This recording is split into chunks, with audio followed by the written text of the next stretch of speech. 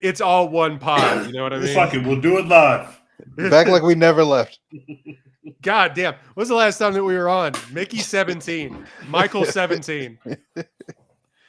Oh, welcome to a One Take Podcast episode. Good Lord Almighty. 195. Good we episode. are fucking back. Yeah. We're back, man. We're all gallivanting around these here United States and otherwise abroad. I personally, I never left the comforts of my home, guys. I don't know why y'all couldn't pod. I've been doing nothing but watching movies this whole time. I've been watching movies. I mean, in sports, lots of basketball, lots of sports. But I've still been at the movie theaters. So I've been tapped in. I've genuinely seen. We'll get to what we're watching like we always do at the end of this podcast. I've seen like 15 new movies in the time. Like I did before like Mickey 17 and all that. And like in the window that we were out, we should just pull the curtain back. I have a new role at work. And that disallows me from seeing movies when I would have normally seen them, which was like in the morning before work, like an old person. But anyway, that, and then I went to Korea for 2 weeks, and then we were gonna pod about Sinners, I guess, or Thunderbolts, and then I think Tej went to Mexico, and I'm sure did totally legal and normal things in Mexico. Yep. Nothing to report. Yeah, and so Nothing just to all that, and we just kept going. Yeah, we should pod. Hey, yeah, sure, we should pod.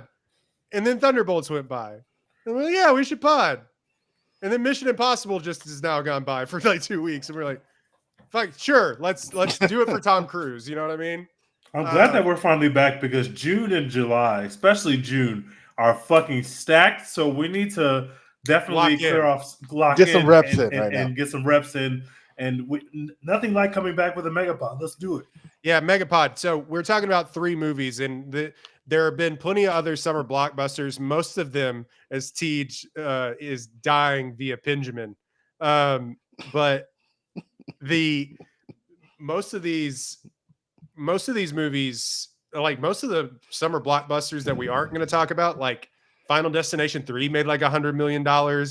Like, really? Damn, something like that. It made like crazy money. I forgot that people are like super into those movies because I just will never. I'm good, but this one apparently, that one, it was weird because it was been like 20 years since the last one came out. Wait, how much did it make? It made like $100 million. I'm pretty sure. Damn, I did not know that. I still haven't seen it. I definitely am tapping in. I need to see that.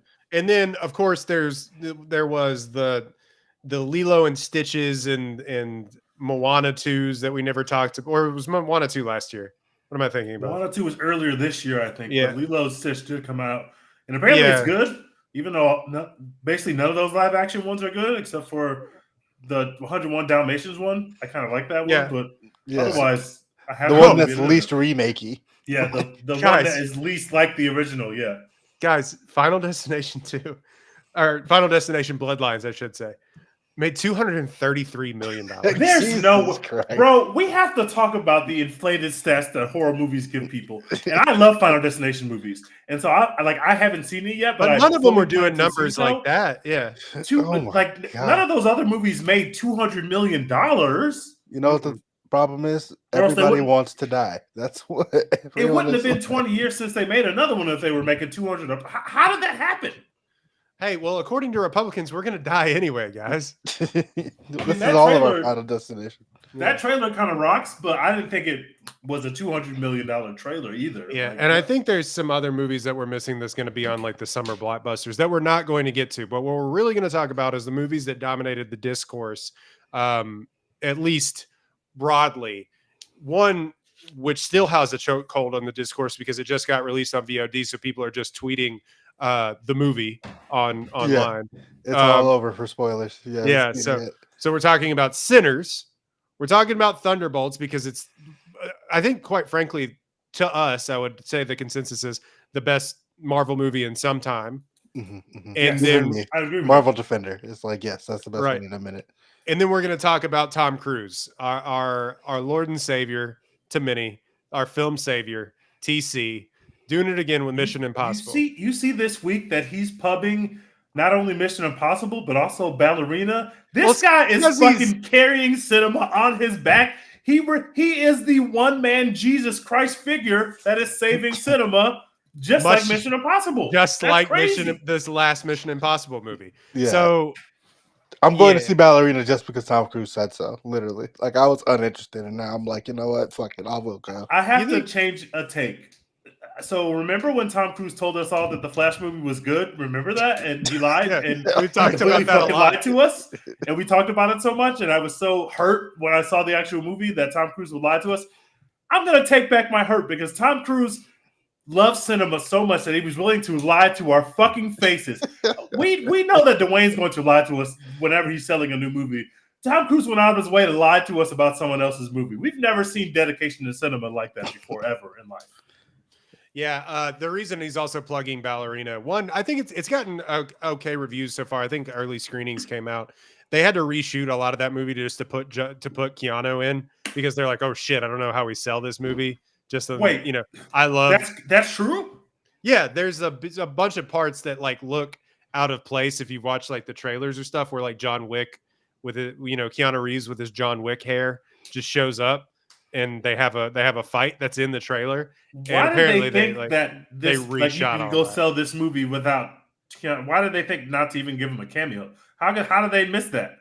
I don't know, but I mean, I like Ana de Armas, but I don't know if they thought it was going to sell on the back of just her alone. It wasn't. It wasn't. But I feel like they should have tried. That would have been cooler. Yeah. So I disagree with that. I think you just got to. He doesn't have to show up for a long time. Like I know that they fight because they fight in the trailer. I would have rather than I see now why they put it in the trailer because I would much rather have not known that he was going to be this movie. But I always assumed that he would be in this movie, so I find it interesting that they didn't do that originally. But also the let's see, what was I going to say? Oh, but also Tom Cruise is promoting that movie because he may or may not be canoodling, if you will, with Ana de Armas. That's true. That also is an important context. Yeah. So I need to tweet out this episode really quick. Where do you want to start? Do you want to start with? We want to start with Sinners. We'll do it in the orders they came out, which happens to be the order in which is most interesting to talk about them. Sinners has to go first. Okay, let's start with Sinners. If you don't know, everybody in America saw this movie, and if you didn't, you're racist. So, 7.9 Sinners on IMDb, rated R, 2025, 2 hours, 17 minutes long, written, directed by Ryan Coogler, starring Michael B. Jordan, Miles Catton, Saul, let's see, Saul Williams, I guess, he's his father, but Jack O'Connell, and then what is she Allen now? Haley Allen? It's probably still Steinfeld. Steinfeld Allen, probably. Yeah. She's like a hyphenator. Yeah, Haley, that's her stage name now. Haley Steinfeld, Academy Award nominee in her most serious film in like 10 years. So congratulations to her for getting back into it. So Sinners, if you don't know the plot by now, let's see. Trying to leave their troubled lives behind, twin brothers return to their hometown to start again, only to discover that an even greater evil is waiting to welcome them back. Like I said, written, directed by Ryan Coogler, 84 Metascore. I don't have it pulled up on Rotten Tomatoes. I'll get that in a second. But it $90 million budget, and it was a phenomenon. It is so far, it's still playing pretty wide, like in a lot of theaters, even though they've just released it on VOD. But it made $351 million, and there was a lot of hand wringing in the trades about will original cinema succeed on the back of Sinners and Ryan Coogler, Michael B. Jordan, and there was that one weird Variety article that I think people dunked on that author for, where it was like it didn't make its money back, and then it just shattered original IP box office record. Really fucked that one up, Variety. Completely every fucking day that tweet was getting dunked on every day for like. It's not like anything they were saying in it was wrong. It's just like their tone was so fucked up. Like, why'd you do that? Sinners is probably the most widely best reviewed film of the year so far. It has a 90. Easily. let's see. I don't want to allow ads on Rotten Tomatoes. Give me a fucking break. It has a 97% critic score and a 96% audience score. I won't read the critics consensus because Rotten Tomatoes is messing up. Anyway, we're going long on this. I got to tweet the episode, but Dex, we'll start with you. What did you think of Sinners? Easily the best movie of the year so far. Probably the best movie of the last 12 months. Like, to me, I'm not a big horror movie guy, as we know on this podcast, but this is like my level of horror. You know what I'm saying? Like, it's scary, it's bloody, but it's not like, Not super scary. Yeah, it's not super scary. It's just got a little couple tense moments. The music gets really loud, and you're like, and that's it. But yeah, in terms of like the storytelling and the world building, everything here is perfect, and just emotionally like punches you in the gut, like with the like 4 or 5 finales that this movie has, which is probably its only demerit. But yeah, Michael B. Jordan gave a career best performance twice, basically. It's really hard for an actor playing doubles to make them feel like 2 separate people, but he really did that. You could, by the end of it, I could tell like when I was looking at Smoke or when I was looking at Stack without having to like have it explained to me or like notice a color or whatever. They're just different people. So yeah, that was dope. Haley Steinfeld, she's great in this. I've always liked Haley Steinfeld, but she's never really been in anything like good the last like 10 years. So I never really like. Hey, the Hawkeye show was good. She's good in things, but like the best movie that she's been in outside of True Grit was like the Pitch Perfect films. Yeah. Bumblebee, maybe like like those Pitch Perfect films are also like I understand that when you said like that's not good, but also those movies are fucking good. I love them. So good. I love them, but you know what I'm saying. Also, like, when was the last Pitch Perfect movie? It's been a minute. Like, it's been a minute. 2018. Those movies are way funnier than Having Any Business Being. She was great here again. Good to see her do something a little more serious. It's still funny though. Especially her character. Her character was very fucking funny.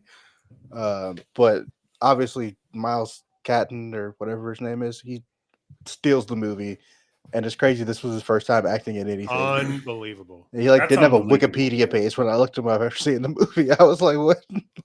Where'd this kid come from? But yeah, he's phenomenal. He carries the weight of the film, like musically and emotionally and all this other shit. That's the other thing I really liked about this movie is that like it just like turned into a musical for no reason. And there's a Kendrick Lamar video in the middle of it, and it just worked. Yeah, I love everything about this movie. I'm gonna just keep talking in circles about it. I feel like there's a lot I'm not like getting to, but everything about it is good. The atmosphere is good. The cinematography is good. The story is good. The characters are good. Like it's all good. It's A+, best movie of the year so far for sure. Gonna be hard to top. It's tough because we all watched it literally like probably 2 months ago now. So it's trying to remember. I should have seen it again in theaters, and I might try to get to it before it actually goes out of theater because nothing's really. I mean, there's Ballerina, but like nothing else is really playing right now. But like, yeah. So to your point, and Tej, we'll get to you in a second. It's like a music. It becomes a musical in the way that like, and maybe this is weird comparison, but like La La Land is a musical. Like La La Land has like way more like I'm going to stop and sing sort of thing now. But like you know what I'm saying, where it's more incorporated and it's not singing in the rain. You know what I'm saying? Yeah. But anyway. Feels more like a Star is Born kind of. No, that's it. It was A Star is Born. That's what I wanted to say. God damn it. Not La La Land. Yeah, Star is Born, they don't like turn and face the camera and sing to you, right?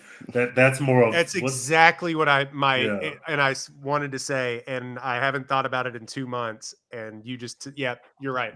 It was A Star is Born, not La La Land. You said La La Land, and I was like, I don't know if I quite. God, Star is Born. Yeah. No, you're absolutely right, and that's what I meant, and that's what I came out of the theater thinking. It was like, man, this is the most depressing musical since A Star is Born.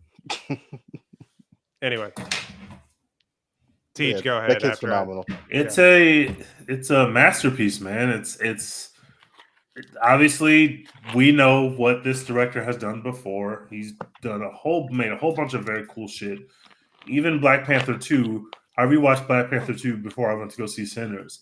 And it's just better than it has any right to be. Like, for sure. You lose your star, you lose a driving force of that movie, and you're still able to like cobble this movie around this relatively unknown actor as your villain and like a big character from your first movie. It's like that is fucking impossible to do, and it's not the greatest movie in the world, and it's got flaws, but it is still, you can just see that he has so much vision. He has such a voice and such a way of kind of building worlds for you and putting you in front of characters that are interesting.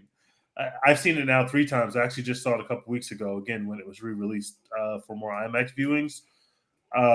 And what really strikes me every time is that first 30 minutes, it's like, obviously we've shown you that there's going to be some kind of gnarly attack, and we know that there's going to be vampires in the movie because of the trailer and because if you're paying any attention at all to it. But obviously a lot of people went into this movie not paying attention at all because they're just not into movies like that, and they don't care who Ryan Coogler is, or at least they didn't before they saw Sinners. Or maybe they saw Black Panther, but it's not like they keep in touch with Coogler at all or keep up with his work. So a lot of people were only given the kind of introduction to the movie, the layout, and then you're kind of like in a movie that's not a vampire movie at all. It's like the 30 minutes of the world building, it to me is the most successful part of the movie. And it's like you watch that first 30 minutes and you realize like wherever this movie was going, whether it was going to a vampire movie or was going to stay of the same tone and just watch the lives of these people, like I was into that movie. Like it already looks great. Our performances are great. Michael B. Jordan is doing something we've never seen him do before. And I am a Michael B. Jordan defender. I really like his work, but this is easily the best, most interesting thing that I've ever seen him do. And it took this, like these guys have been working together now pretty much on every Coogler movie. They just keep working together. And so they have a real way of showcasing their art together, and they're both improving each other. They're both making the other one better, and it's a really symbiotic, amazing relationship that they have. But it's just tonally so good, and then you're dumped into a vampire movie, and it's like, this is the superpower of Ryan Coogler. He loves genre movies. He makes genre movies, but he could put so much shit on top of these genres in the traditional sense that all his films feel so layered. Like he made sports movie with Creed. Creed is just a sports movie. It's got all the beats of a sports movie. It's got the bare bones of every sports movie you like exists in Creed. Even though it's IP, even though I'm iterating on old IP, I know the bare bones of a sports movie, but I'm going to paint some shit on top of that and soup it up in a way that's my voice specifically, and it's going to add depth to all the characters in places where it's like most of the vampire movies we love, all the characters are flat. Like, we don't spend a lot of time doing character development because we're in a fucking vampire movie. We expect there to be rules and there's going to be gnarly kills, and this movie has that. Like, this movie lives up to the lore. You get your gnarly kills, but we're also going to build these characters in a way that you're really going to care about them by the time the vampire shows up in the movie. And it's such a wild ride. It's an absolute masterpiece. Everything about it is an A. When I first saw the big swing in the middle of the movie where you're all of a sudden realize you're in some like future interpollistic, like weaving in different eras of music into that scene, I was flabbergasted by it. I could not believe what I was watching. I was already vibrating on a very high level, and then all of a sudden that happens, and it's like, that's why people go to the movies. Like, that's how you get people. Ryan Coogler understands, even going back to that 10-minute Kodak thing, like, I am a nerd about this stuff, so of course I'm paying attention to that. But that thing got like 50 million views. Like people were already into whatever the hell this movie is going to be, because hearing Ryan Coogler talk for 10 minutes about how movie cameras and how they work and how they operate and what's the best way to actually go see his film was already indicative of this number is probably going to be big if this movie lives up to what we think it might live up to. I think it's easily the movie of the year. I think it's probably going to win Best Picture. And it's Coogler's masterpiece, man. He's given us so much dope shit, so much great cinema. He's never made anything bad, but this is his masterpiece, and it's original IP. And I don't play the whole game where I complain a lot about all the sequels, because I want all of it. I want the original films. I want the sequels. I want the universes. I want all of it. So give me all of it. But the fact that he was able to create something like this understand what he was trying to make and have one clear vision and voice throughout the film, it's just incredible. And it's probably the most fun people have had at the movie theaters in years. And it's that kind of movie. And you're right. If you haven't seen this movie, you're probably a racist. And we didn't even see the racist uprising against this movie because it was so fucking good. The Republicans didn't even try to make a culture war out of it. They're like, yeah, whatever. Let's just talk about something else. Like, there's nothing they can say about this film because that shit was pretty. That shit was pretty good. Yeah, it's like I went in there to hate, but that shit was pretty good. So it's an A+, man. There's no other grade that I could possibly think to give this film. It's an A+. You know what's funny is because like obviously like he got well known. I believe this is for what happened there. Okay, am I back? You never left. You're good. Oh, okay. My computer quite literally just like the screen went black, so that's fine. We're doing great here, guys. Anyway, it's funny because Fruitvale Station, his first film, it's what he was known for in Tough Watch, but it put him on the map. But he went from that to directly directing one of the biggest Marvel films of all time, arguably, if not the most important, one of the most important Marvel films of all time. And then he had kind of worked in genre, which is, to say he hadn't made very many films. And I think he's made 4-5 movies, and he's already synonymous with like one of the Coogler being one of the preeminent names of directing in Hollywood, but he's worked in genre. Creed. He came back for Wakanda Forever. But really the only other original film that he had made was Fruitvale Station. Mm-hmm. So when you see that this is a vampire movie at its core, it's not that, but the genre, it is a vampire movie. Some would say, like detractors would probably say it was a crutch, but the way that he uses that genre to blend in the story that he's willing to tell and also give you entertainment, because it's like, people would probably go see it because it's a Ryan Coogler film, but it's not going to make this is the cynic in me. It's not going to make $350 million if it's just the exploration of black music through time. You know what I mean? Like to make $350 million, you have to have the oomph, the go that I think regular audiences come to the movie theater for, that then get word of mouth. So that oomph is, quite frankly, the vampiresness of it all. But using that and weaving in the fact that we haven't talked about, Jack O'Connell and his performance, because it's just about to say that. So amazing. As what's it? Remick as Remick, an Irish vampire that it weaving that in and weaving in the sort of vampires as the taking, the soul sucking, not only of life, but of music, of this culture that he so desperately wants to survive. For some reason, the vampires feed off of tunes. You know what I mean? Like they just love the jams, man. They love the jams, yeah. So like, man, when they are singing outside of that thing, when they sing that song, that is it's played so funny. The Irish jig is the best thing I've been listening to. Incredible. And it's not even like it's bad. Like a sloppier filmmaker would have just had them play something really bad and be like, oh, that's the joke. But it like plays really funny, even though the music is actually good. Like they sound good, but it's just so different than the music going on in the bar and the way they're presenting it, the way these black people are looking at them. Like, what the fuck are y'all doing? Like, it's just played so perfectly. Like, and to be able to kind of do both there, like you can be comedic, but also like really culturally specific and also really cool. That is the next level, man. Like, no who can do that?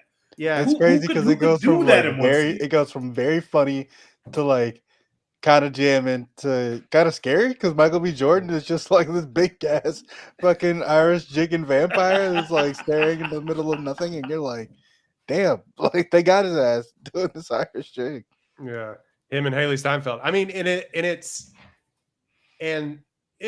making him Irish, and that's just enough of like they have that exchange at the end of like when he's saying the Lord's Prayer or whatever it was, about like, that's what they said to, Irish people have been exploited for a millennia.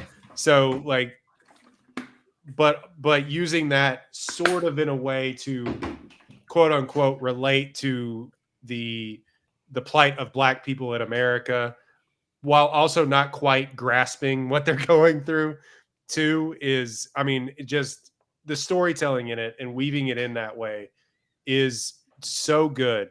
But on top of that, you have just a kick-ass film, like a fucking just, ooh, I was like, that's what I'm fucking talking about. Like, I'm like when he kills the KKK. That's what I'm talking about. Yeah, that's when he kills the KKK and he comes out in slow motion with like a Tommy gun and he's throwing a grenade in there. It's like, that scene's kind of added on in the end for like no reason, but it's also like, fuck yeah. Like, I'm like, get us this. It was like, and that's what you go to movies for. But more so than that, and Siege, you mentioned it, I thought the film for a second, I was like, okay, Coogler, what are we doing? I thought it threatened to get away because all of a sudden he's in the middle of this genre film that I thought was a genre film about vampires, and it takes forever to kind of like really get into the meat and potatoes of that. He starts to weave in like hip hop and rock and roll and like characters that aren't technically in the world.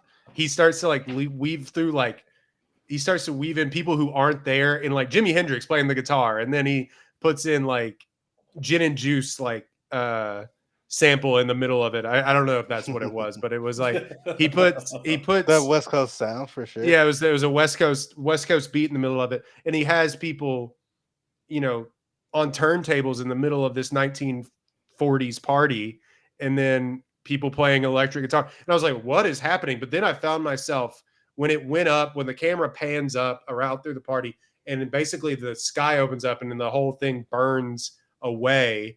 And he comes back down and looks back down on the party. I levitated. I was like, this is starting to get in a way, but now my skin is tingling, and I haven't felt that way in a movie in a long, long time. It is an A+. I don't know if it's the best movie of all time, obviously, but like it was genuinely what you go to movies for. It is why you go to movies. It is why this is still important, and it is why that one, that you are able to tell these stories, but two, that you're able to entertain people in this way. You're not getting this on TikTok, dog. You're not getting this on Apple TV. You're not. You got to go to the biggest theater possible to let Ryan Coogler cook. And that's what happened. That movie's an A+. This movie rocks. Like, yeah. The whole Miles Catton thing, that man, his voice, like just before you even hear him sing, his speaking voice, I was like, what is this voice that he's like? How can a man with this voice possibly be a stranger to us as we turn on this big major blockbuster film? It is insane that they're able to find a guy like that to put at the center of this movie, and he's mind-blowingly good. Not just at the singing, but at the acting. He's incredible. His performance is out of this world. The fact that Coogler is able to get that performance out of somebody who's never acted before, from all that we know about him, good luck, guys. Like that man can go do whatever he wants. Like he can do whatever he wants. He can cast whoever he wants.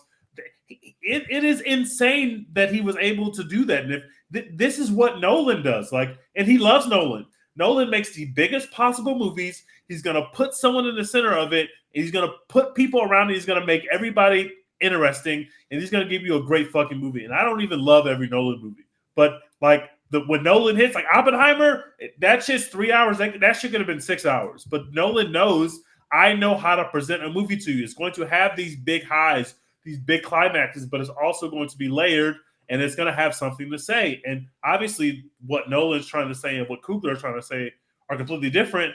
but they both really understand their use of their own voice, and they both really understand how to get people to sit down at the movie theaters. And that is the rarest thing in Hollywood. He can do whatever the fuck he wants. He owns parts of this damn film in 25 years.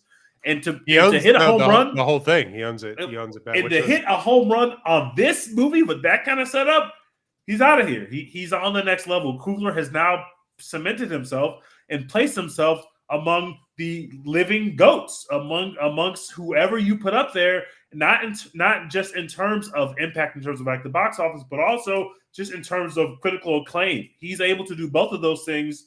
He's on the next level. He has crashed through the ceiling. He's out of here now. He's the guy now. Yeah, it's interesting that the whole twins thing too with Michael B. Jordan. We haven't, I don't think, talked about him enough because he kind of gets like even like a lot of people feel that the movie succeeds sometimes in spite of Michael B. Jordan, but we've had enough evidence to the contrary that I think he's carried a lot of these movies, like, and he is a legitimate movie star. Like, not on the level of like obviously Tom Cruise or Brad Pitt or anything like that, but for young millennials, I guess he is the closest thing I think that we have now to a certified movie star. He's carried 2 franchises on his back. He's one of the best villains of all time in Black Panther. Like, people will go see Michael B. Jordan in shit now.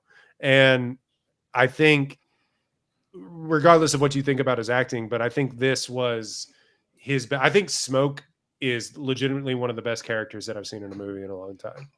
And that's crazy to differentiate him from the Stack character as well too. But like Smoke on his own, I think is one of the best characters that I've seen in a long time. And it's really funny because you can watch this and the bones of, and I don't know if fine, I'll bring it up. Like this definitely was probably written with like Jonathan Majors was going to be in this movie, right? Like, what a loser. Yeah.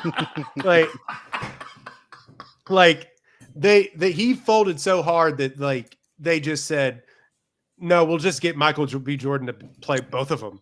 They wouldn't even have to costume him. He could have brought his own wardrobe to the set and just walked onto set with his normal fucking clothes on and been right there in the juke joint.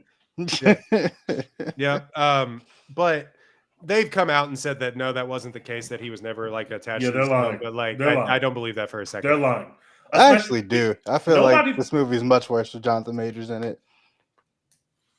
I think that it's a very different film with Jonathan Majors because they're going to make Majors play Smoke, and I just think that Michael B. Jordan, I could not imagine somebody else playing that character because I know they're not going to make Jonathan Majors Stack. So I think that, and I don't believe them that he wasn't going to be, because they will not let me forget that these 3 were running around together. I know that that he did not direct Creed 3, but these guys were best buddies before Jonathan Majors fucked it up and tried to beat up a white woman. And they got the fuck away from Jonathan Majors, and we ain't seen them anywhere near Jonathan Majors since. But I remember the vibes after Creed 3. And I remember they were talking about where the De Niro and Pacino. They came out at the Oscars. They thought that they were going to go on that run where these guys were just going to be on the movie sets together and keep making movies together. And Coogler was there, and they were just going to go on this run. And that was the plan. And they're all 3 very talented dudes, so I totally understand it. But one of those dudes tried to beat up a white woman, so now he's out of the Rat Pack. Maybe they'll pick him up alongside the road in the next 4 years. Maybe not. But I think this is a better movie with Michael B. Jordan playing both roles. Yeah. And I would not have said that prior to the Jonathan Majors scandal, because that Jonathan Majors is an incredibly talented actor. But yikes, man, yikes. Yeah. Also sucks that Michael B. Jordan, every time someone asks him about Jonathan Majors, he's like, "Yeah, that's my boy." Like, wish you would stop saying that, actually. Yeah. Did y'all see Matthew McConaughey speak up on behalf of Jonathan Majors? We talked about that last time, yeah. They think we can't see this. We can't see through these press games, bro. Matthew McConaughey don't know. I know they've been on a set before. Matthew McConaughey don't know who the fuck Jonathan Majors is. Y'all better stop playing with me, bro. Yeah, man. I'm falling for that. Do you think Matthew McConaughey has watched White Boy Rick? God. Hell no. Hell no. He might have gone watch it when it was finished. He might have gone to the premiere. Might have. If it was in Austin and he happened to be in town. If there was a UT game that weekend, no thank you, sir. He wasn't going to. How did they even get McConaughey into White Boy Rick? How did that actually happen? there's a moment when he was like, I'm only taking serious roles, you know what I mean? And like anything that kind of looked serious that crossed his desk, he was in. But what a yeah, career! then now he hasn't been in a movie and is making AI commercials, like whatever. We need you back, McConaughey. Please come back to us. They said they're going to do another True Detective season with him and Woody. I don't know how they're going to do that, but sure, I'm in. It's the best season of TV in forever. Yeah, sure, whatever. I'll watch it. We can talk on and on about Sinners, I think, and I think we've done it pretty good justice, but like it's yeah, we'll see what happens with the awards if the Academy still has a stick up their ass. You don't think it's got a chance at Best Picture? No, I think it's so popular and so undeniable and so well regarded, and Coogler already has a little bit of juice because some of those Black Panther films were, the Black Panther films were getting nominated for shit, and the second Black Panther got nominated for Best Picture. Yeah, the original, and then and Angela Bassett got nominated for an acting Oscar for the second one. So like he has a little bit of juice, Coogler does, as far as like, will he be nominated for Best Director or will this have a chance to actually win Best Picture? Like, I think when it doesn't win Best Picture inevitably because it goes to, Wicked Part 2. Yeah, something like whenever it goes to whatever won the Palme d'Or this year, that people are going to riot in the streets and be like, the Oscars are so fucked up, like we do every year. Yeah. But yeah, I think he either wins Best Picture or Best Director. I don't think they'll give him both, but I think he will be nominated for both. I think it's going to win Best Picture, man. This feels like Everything Everywhere All at Once more than Challengers to me. I was just going to say that. Like, man, they shitted on Challengers, man. Don't bring up. I don't remember exactly when Challengers came out, but it feels like it was around this time. Everyone was like, "This is the best in the year. We love this." Didn't it come out in like April? Like, died out. Yeah. But Everything Everywhere All at Once came out in like March into April. It came out like 8 different times across the nation or whatever. But yeah, it rode that momentum all the way through. The Daniels were out at every single press stop together, doing their thing on the awards tour. Like, so Ryan Coogler wants it. I feel like he can go get it. People like hearing him talk. I was just gonna say, because people like hearing him talk, Coogler's gonna be at these events. He's gonna be everywhere, man. People want to hang out with Michael B. Jordan. It feels more like Everything Everywhere All at Once than it feels like Challengers. Zendaya was doing Dune 2 stuff while that was like in the press tour. The other two guys we didn't really give a shit about. Like, Yeah, get Delroy Lindo out there talking. Man, we didn't even mention him, but he is just so good. He was so good. Phenomenal in this film. He is mind-blowing in this film, man. Also, this movie's funny. Like, way funnier than the subject matter has any right to be. Shout out to Cornbread. Cornbread's funny. What a great cast. Like, the casting is it is the arrival of a true artsman. It is.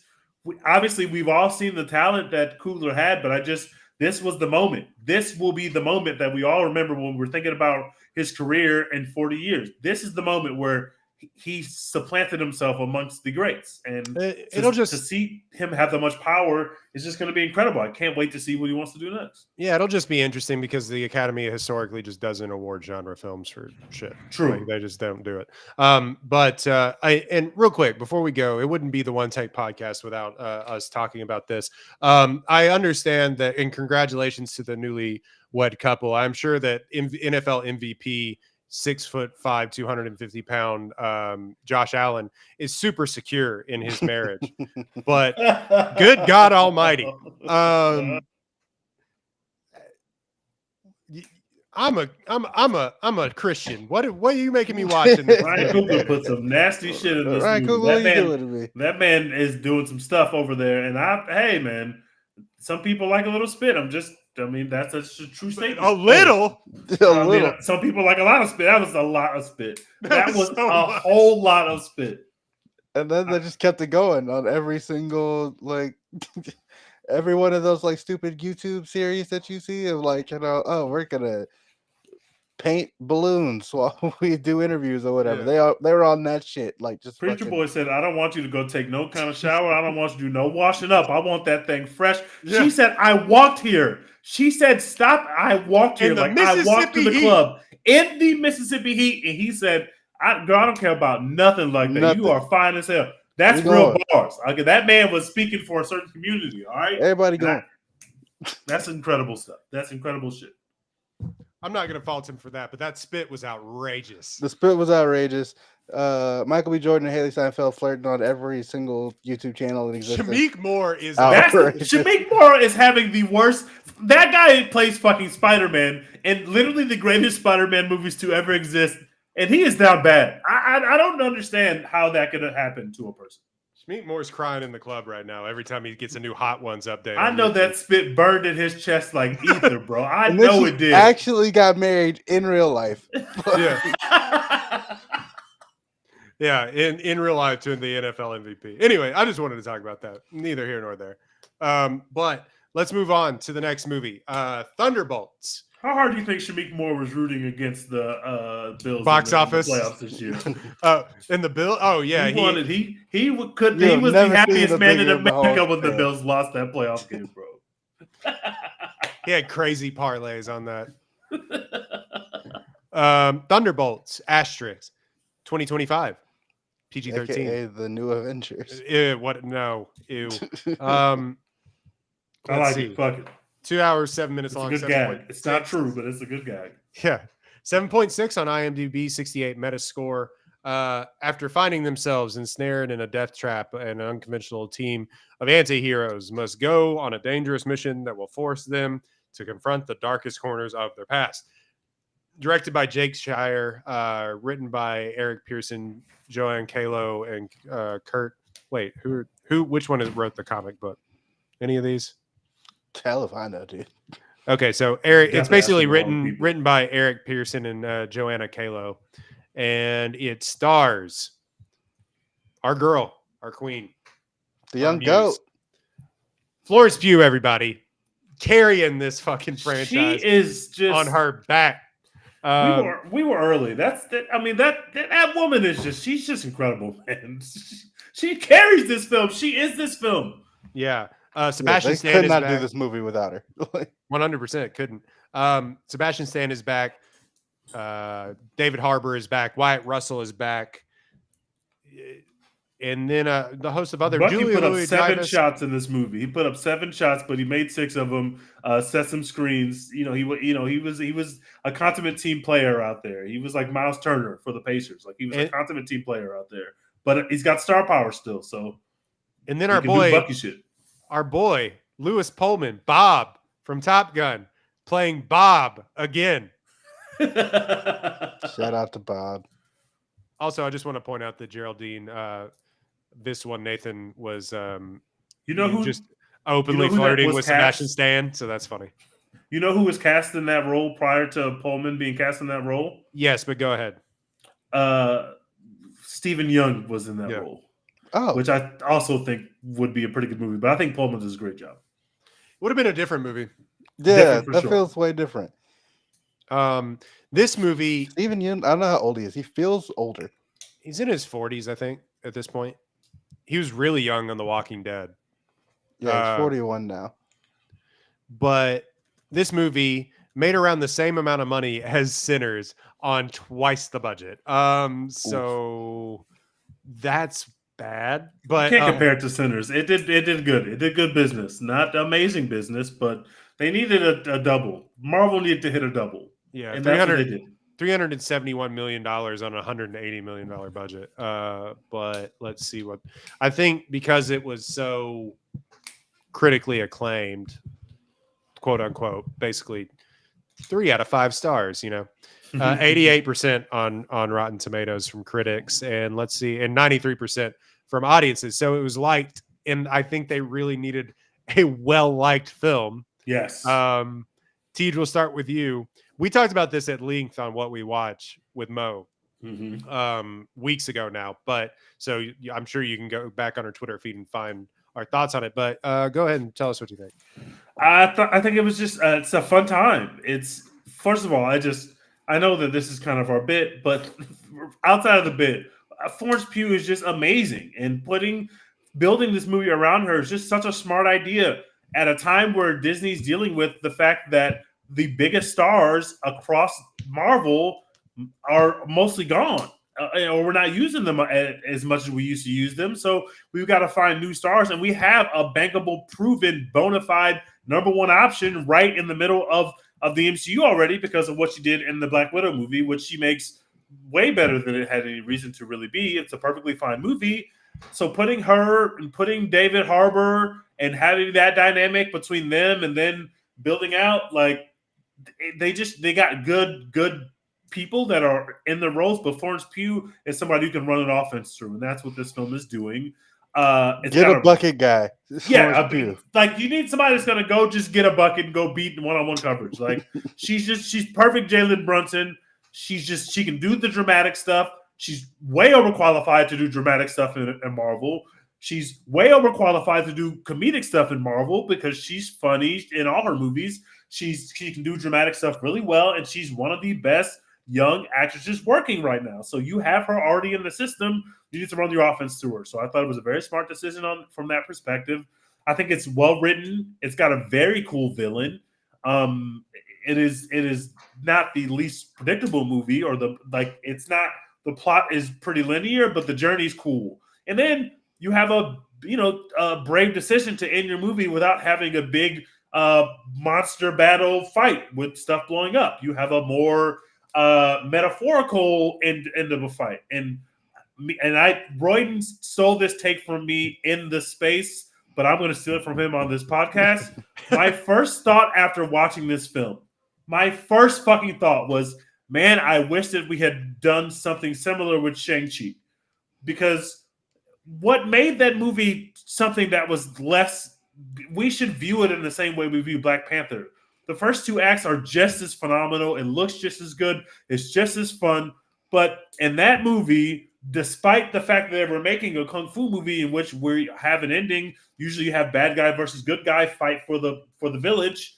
We have a big monster fight with dragons and CGI and Aquafina shooting arrows at people, and it just completely brings all the momentum the movie built to a thud. It's like, this is the worst way to end this movie, but you feel like you have to because you're Marvel, and you think that's why people came to see this film. But what you really did was give them 2 acts of a near perfect film, and then you shit all over it because you thought you had to for money reasons. And so in this movie, because it's smaller stakes, because it's dealing with something as heavy as, it's kind of, it's like basically about depression. It's basically about sadness and people's internal sadness and how they deal with their feelings. Having the movie end in the way that it did is just something you've never seen before. You've definitely never seen it in a comic book movie. How effective is it, or how, it's fine. It's not like, oh my God, that's the best way I've ever seen to end a movie, but it's a lot better than now we're going to have them have a big boss fight.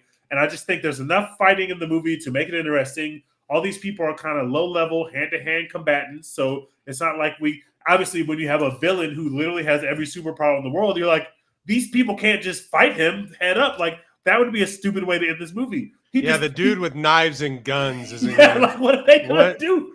He cleaned the whole team up easily. He didn't even take a hit. He's just like throwing them around. It's like, first of all, that was very well shot, very cool, and then you realize, oh, we're not going into a big boss fight, because how could we? He just dealt with them all in 5 minutes and they didn't touch him. So I just thought it was a good, solid Marvel movie that everybody enjoyed.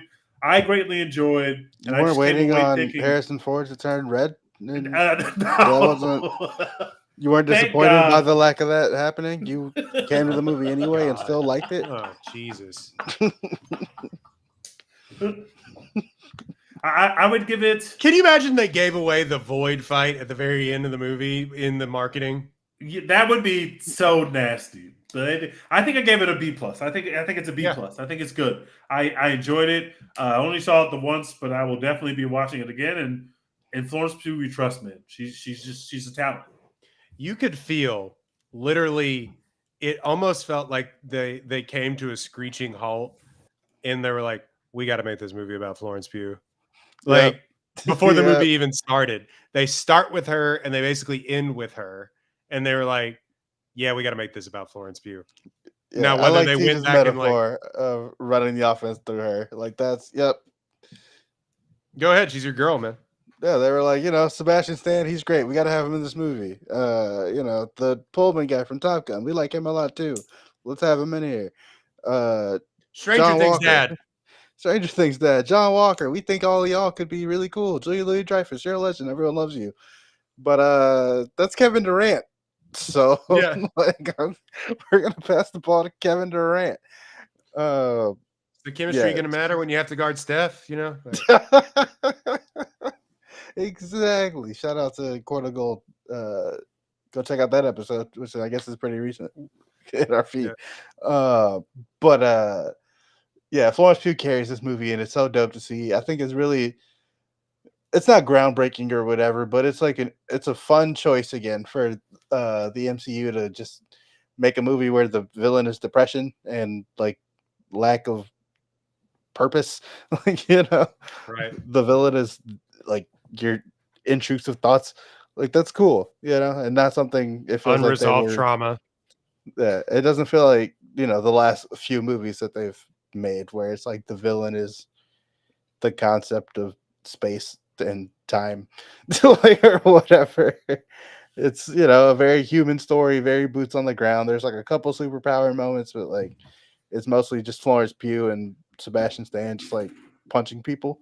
So it gets to be like really grounded and kind of stripped down, and it's a good departure for the MCU. I hope that they start to do more like moody one-off movie shit that's not like, oh, we have to have every Fox character come hang out and fight a random horde. It's like, nah, we're just sending Florence Pugh to deal with trauma.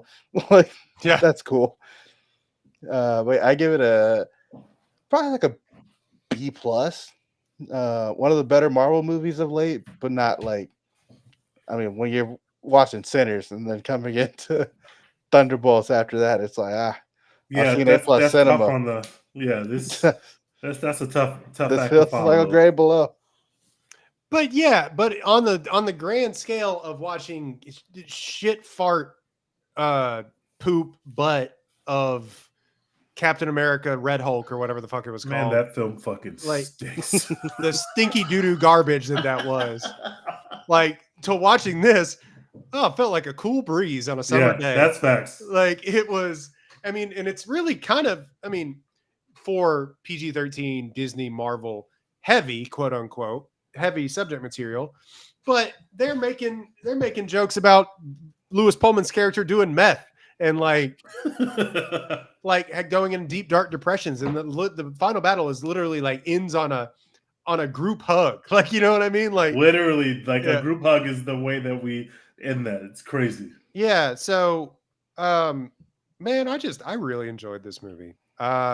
It felt like they finally took their own note of when, you know, years ago when they brought in Chloe Zhao, and who was the man, Dustin Daniel Cretton, who made Shang-Chi, and these quote unquote indie film, you know, well, they were indie filmmakers, but these creatives instead of folks that directed TV, kind of like the Russos, who succeeded, but like these folks that worked in studio systems that would kind of just bend to the will of whatever Kevin Feige and the powers that be would want. And they brought in these creatives and they were like, oh, well, you go do your thing. But in the end, it still kind of felt like the studio would have their hands on it. It felt like they loosened the reins a little bit on this one. And to say that, you know, what's his name? Now I'm blanking on his name. Berger, I think, is the director of this film. Let me check. No, sorry, Schreier. Jake Schreier. To say that like he's some big indie film, he's not really. He's made a couple of independent films, but what he's really known for is Beef. And yeah. So like, you know, he directed Paper Towns and he directed Robot and Frank, which, you know, Beef is fun. But like, he's really known for that. And then Joanne Kalo, who is known as the producer for like BoJack Horseman and The Bear and Hacks, and you can feel, and she's the consulting producer on Beef as well, but she's the showrunner of The Bear. And once you know that, you can feel really The Bear. Feel that. And you can feel the BoJack Horseman as well. Like those are all those shows are about on some level depression and anxiety and sad people. So you could definitely feel that in this film and see how there was some synergy between Marvel, what they wanted to make, and who they picked to make it. Yeah, and at a certain point, it just kind of feels like for the first time in a long time, they're like, I don't know, let them cook. And now this movie, I think, when Marvel has succeeded at its best, is as in letting these movies tell a little bit of a message. When it succeeded its best, quite literally, is the biggest movie of all time, which is the massive team up movie that really relies heavily on the source material in the comic books. But I think when these movies really succeed, and they're few and far between, is when you use these movies to tell sort of the message that you want to say, kind of like how Pixar does a little bit, where they use the framing of a kid's movie to tell the story, Turning Red, so on and so forth, movies that we love. But like, when they really, I think, succeed creatively is when they use use that filmmaking style to tell their story. America is dealing with a depression and anxiety and health crisis, and using a Marvel movie to be like, hey, sometimes we're sad. Like it's kind of novel in that space where this many people are going to see that. And if you want to look at, in a maybe even a more critical sense, like the first Iron Man movies is sort of a response to the war in the Middle East and the Bush administration and the mass militarization that we all, if you want to look at it like that too, I think when these movies have really done, the police state with Captain America, with the Captain America movies and Civil War and Winter Soldier, I think when you look at those movies, the reason they succeeded is that they had a kind of a story to tell within the frames of this Marvel machine.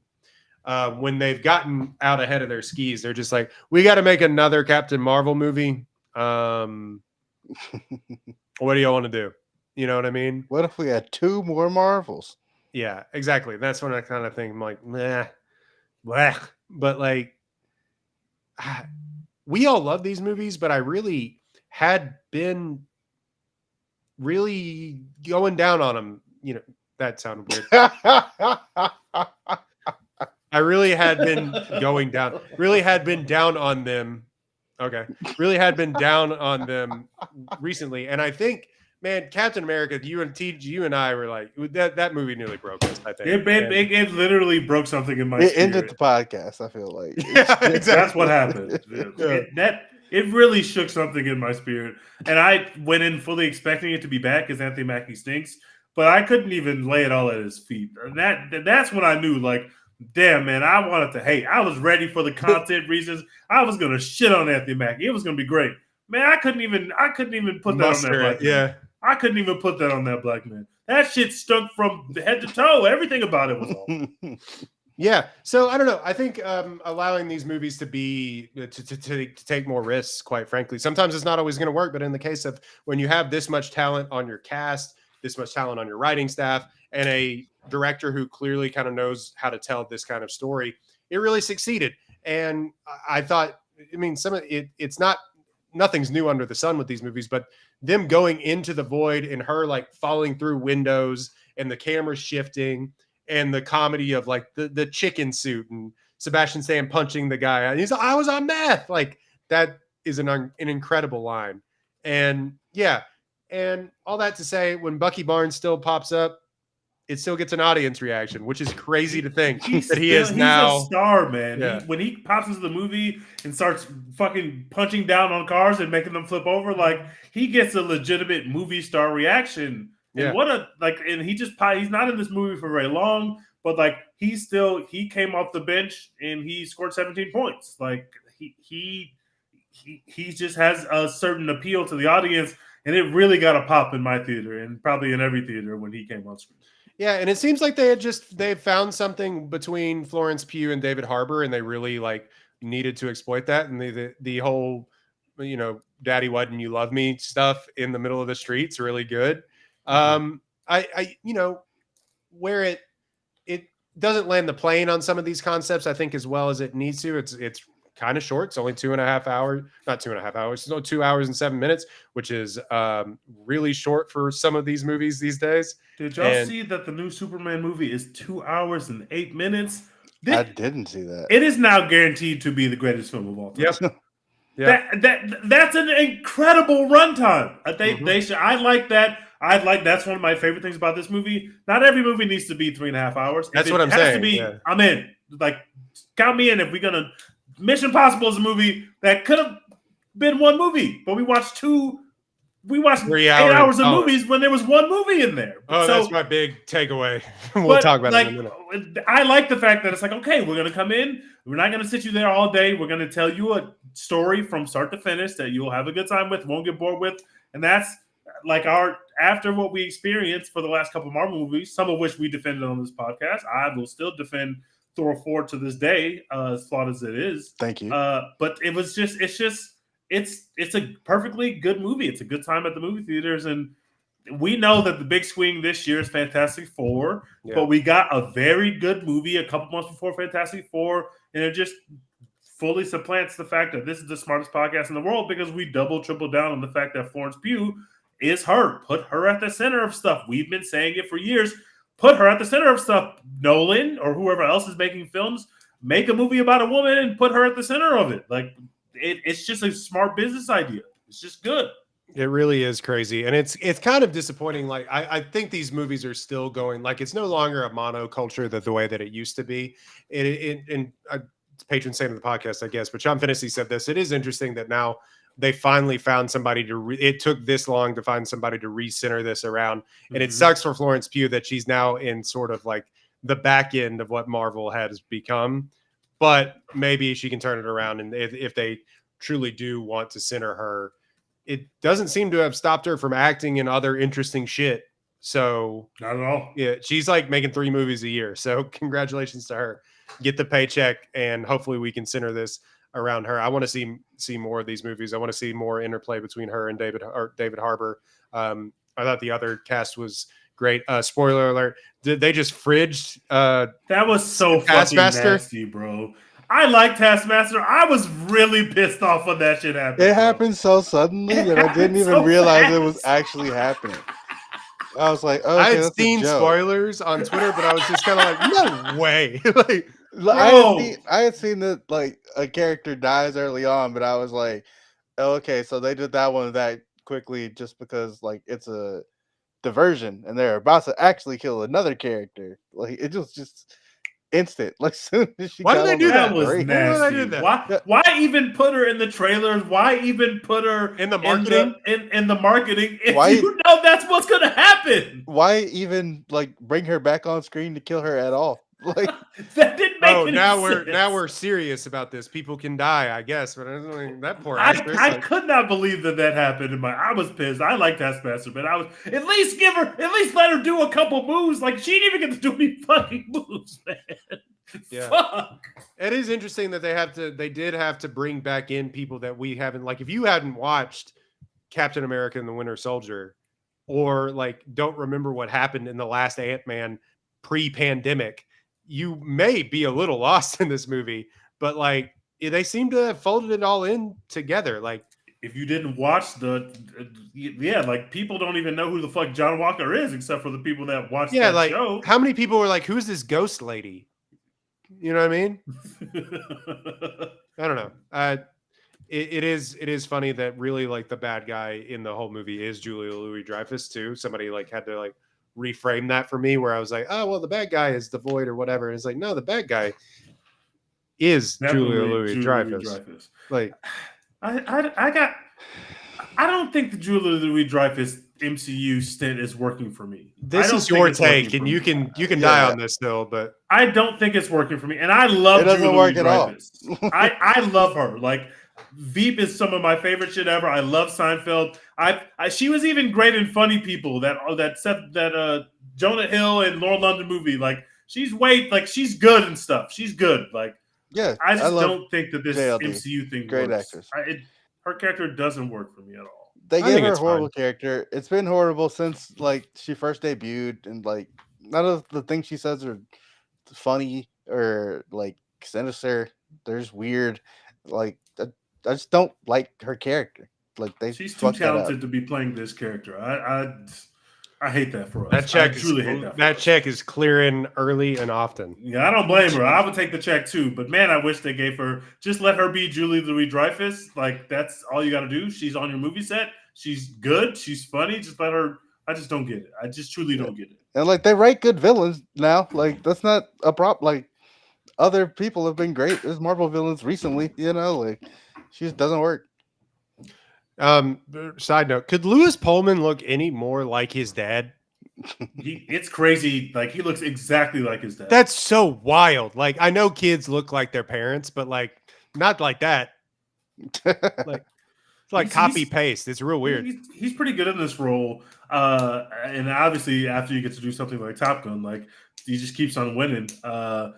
Steven Yeun's loss here, because you get a pretty good movie with Pullman here. I think Yoon would have been perfectly fine, but I like his performance as Bob and as the Void. And the Void is just like that. When we got to see his powers, like, he really got to turn up on them. Like, I was like, okay, that was actually cool. Like, that scene was actually cool. It was dope as hell to watch. And I was like, all right, like, this is the big superhero shit that we got in this movie, and I'm fine with that level. That was cooler than anything I saw in the entire Captain America movie. Like, the entire thing. Like, Red Hulk was there for 5 minutes, and by the time Red Hulk showed up, I couldn't give a shit less. I didn't care anymore. I was like, get me out of this movie theater, man. I knew they were going to bring her back, but them killing that little girl in front of Red Guardian. That was dark. Whoa. I said, God damn. Everybody in the theater went, you. Oh, shit. And the way they do it, like things have kind of calmed down, that she just disappears. I was like, that's good. The way they did it is amazing, because I was very shocked by that. That effect was really cool too. I think we could talk. I mean, I'll probably watch this movie again. I really enjoyed it. I'll watch this movie again too. It's good. Yeah. So I think it's like B+ all around for this. That seems fair. That seems right. That seems about right. Other than the caca doo-doo that was Captain America, Red Hulk, whatever. I think I gave that movie an F.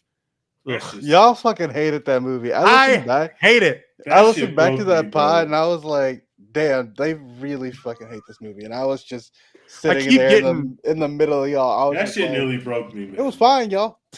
I keep getting the Hulu Disney Plus ads for that shit. And I'm like, God, get this shit off my TV. But you tweeted, Dex, I think, which is accurate. Like a million people are going to sit at home and watch that and be like, okay. Yeah, that was fine. Yeah. So let's talk about the reason that we're really here. The Mission Impossible. Should you choose to accept it? Should you choose to accept it? Which, has he ever not? Can't do it. Can't turn it down. Yeah. Mission Impossible, The Final Reckoning, which is not Dead Reckoning Part 2, right? What happened there, guys? Don't call it Dead Reckoning Part 1 either, because that's not what it's called anymore. Yeah, just Dead Reckoning. Dead Reckoning and Final Reckoning. That sucks, actually. God, this made me really appreciate Dead Reckoning a lot more. This movie. It's gonna sound like we hate this movie. I feel the same way, and that's crazy because I don't love Dead Reckoning. Like, I don't love it. I like certain parts of it, but this movie made me realize that Dead Reckoning was actually the zenith of this part of this story. This is one movie. This is one movie, bro. And we had to spend 7.5 hours to watch one movie with one cognizant idea and one through line. This is one movie, man. That pisses me off. Yeah, well, we'll get to it. This is, oh man, okay. So yes, this is the follow-up to 2022's Dead Reckoning. When did that come out? Because I know it got fridged by 23. Yes, 23. Because it got fridged the week before. It came out the week before Barbenheimer, and everybody was like, "Nah, whatever." We're going to. That was the week before Barbenheimer. Wow. Yeah, it was. And so they didn't get any screens. Most Americans go to like 2 movies a month, and they were like, "We're gonna do them both today." Barbenheimer came. We're not gonna do it this week. Sorry, Tom Cruise. Like, he was like campaigning to get it in IMAX screens, and then they just was like, "No, we're not gonna do that." So yeah, this is the follow up to that, which I think this has a weird production. So they made the first one. COVID and like strikes happened, so they have to, I think, then divide it into two. There's a lot of rewrites and reshoots. There's that famous clip of Tom Cruise screaming at producers over the COVID safety stuff. Yep, I remember that. So that goes on. He decides, Cruise and the powers that be decide to keep basically all of the crew cast on salary during all of these shutdowns while they're filming this movie, which was originally supposed to be Dead Reckoning Part 1, Part 2. All these strikes happen. This movie balloons up to $400 million.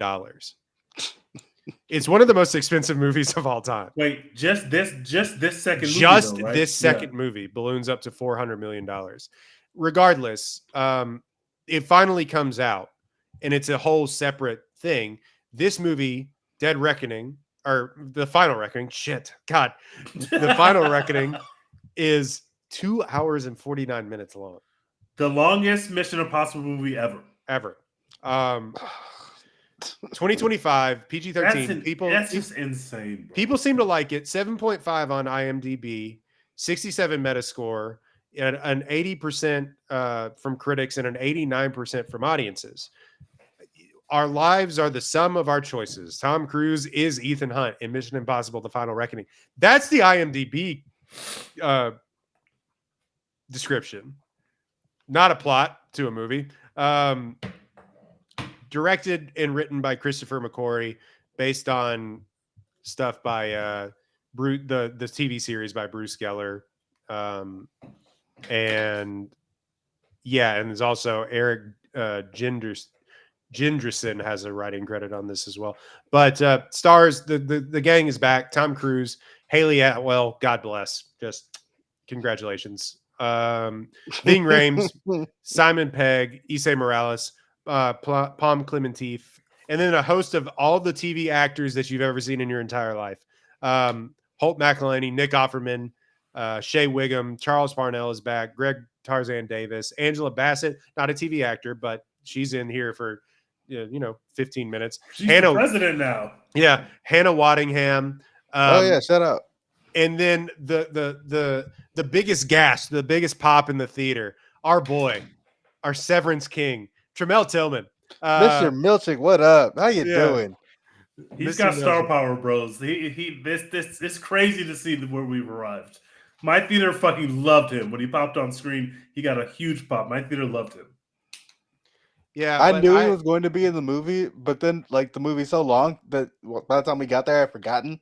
And so he popped up. I was like, "Oh hell yeah, he said this." Somebody in the chat says, "Hey guys, can someone say, dude, we love you and hang on tight." Dude, we love you and hang on tight. You got this, buddy. We believe in you. So thanks for getting in the chat and watching us. But regardless, Tremel Tillman had the best lines in the entire thing. This movie has done okay. It's still trying to recoup that $400 million budget, $360 million worldwide. They're full court press on this before any more movies. I think Lilo and Stitch kind of like blew it out of the water. Yeah, it did. But sorry to Tom. Start ducking release dates, man. Really, I don't know what is up with Paramount. They do not have this thing down. They haven't figured it out. You got to start ducking release dates. They eating your lunch, buddy. Facts. Hey, Dune 3, learn this lesson. Move. Move your shit. I don't care what they talk about, trying to make it a fucking double feature, whatever that shit was. No, and sir, you took Sinners off of IMAX screens. Like, just not, again, both these movies just did not crush it when it comes to the calendar. Did not crush it at all. I think we all love the Mission Impossible films. I went back. Can I start? I'll just start this one because I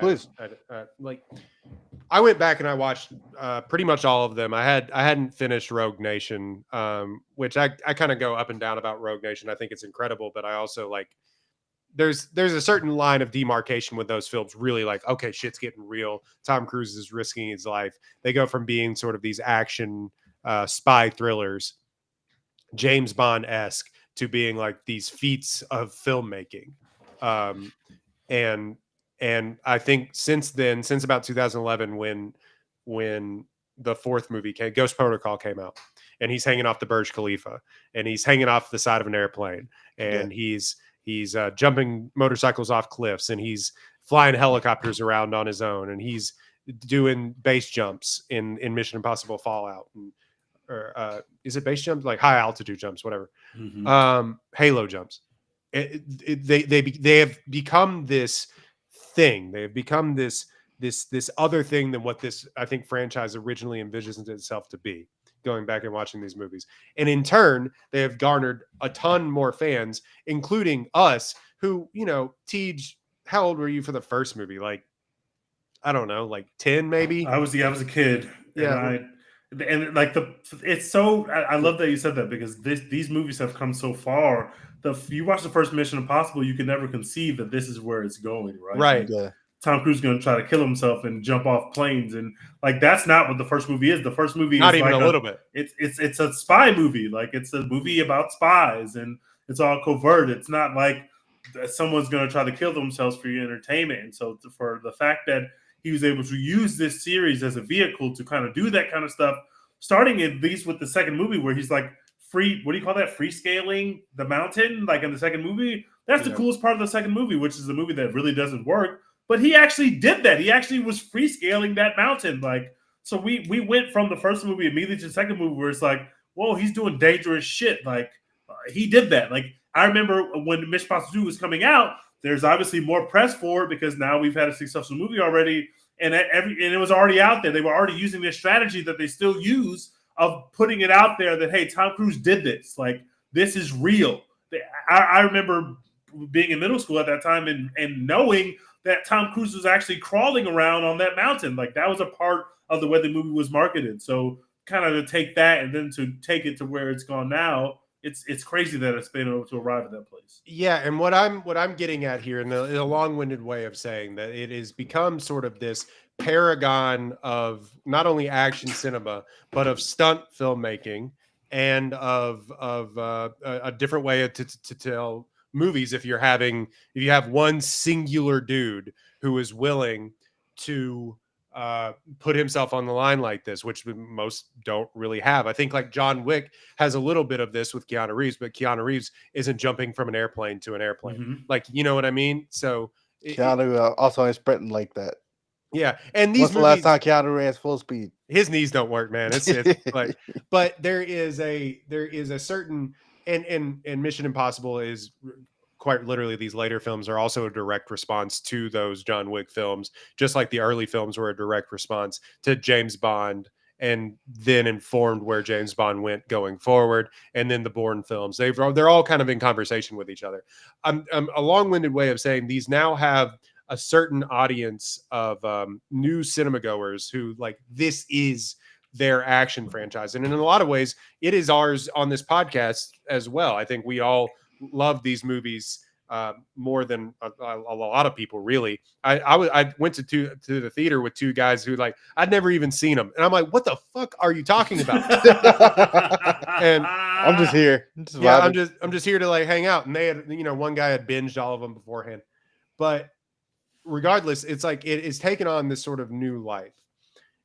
And my review basically will start here, is that Tom Cruise has been reading his own press clippings, and that this story that has been formed around how he is, especially starting kind of with Fallout, but mostly with Top Gun, how he has sort of saved cinema and reinvented the way that we tell stories in film movies, and what can be done with cameras and motion and stunts and choreography, has bled in to what these films have become. And Christopher McQuarrie has really facilitated that hook, line, and sinker, in that the idea, and for a time being, it was Tom Cruise literally saved movie theaters. Like, that cannot be, like, overstated. Steven Spielberg told him that.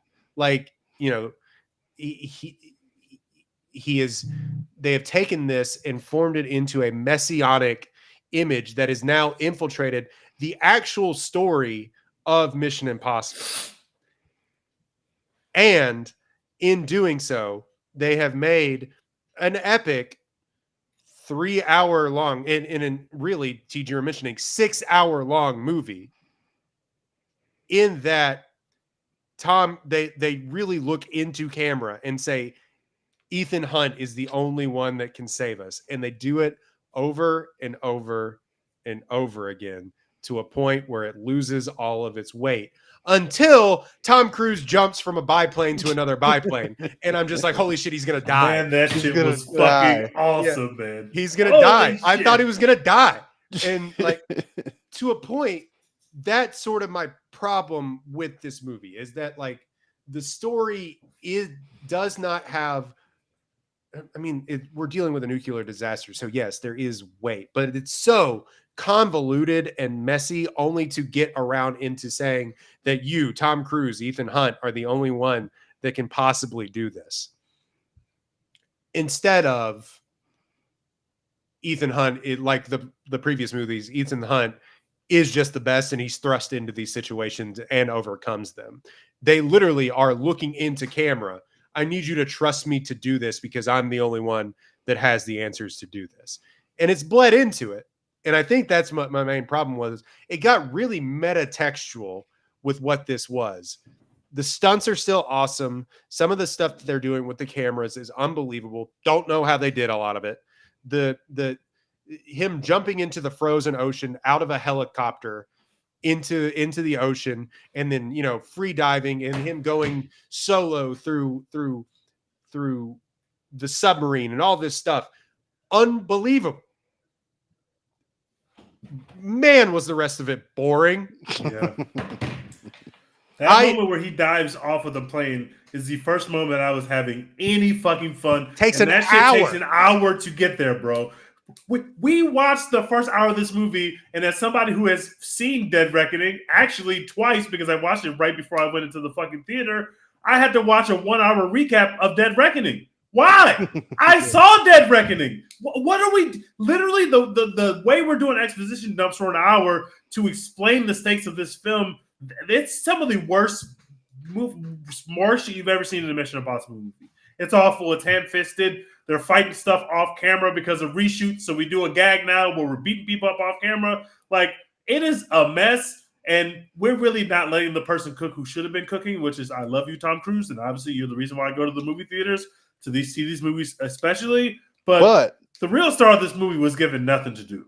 And Atwell was mind-blowing in this film. She is amazing, and she's giving quite literally nothing to do for the entire film. And if you really wanted to make the first hour not a fucking snooze fest, you should have given her a lot more shit to do. Or given them more to do together. At a certain point, they just did, like, Ethan's by himself. Like, and you can tell, like, yeah, like, he's just like... We're dropping him in the middle of the ocean, literally. Yeah.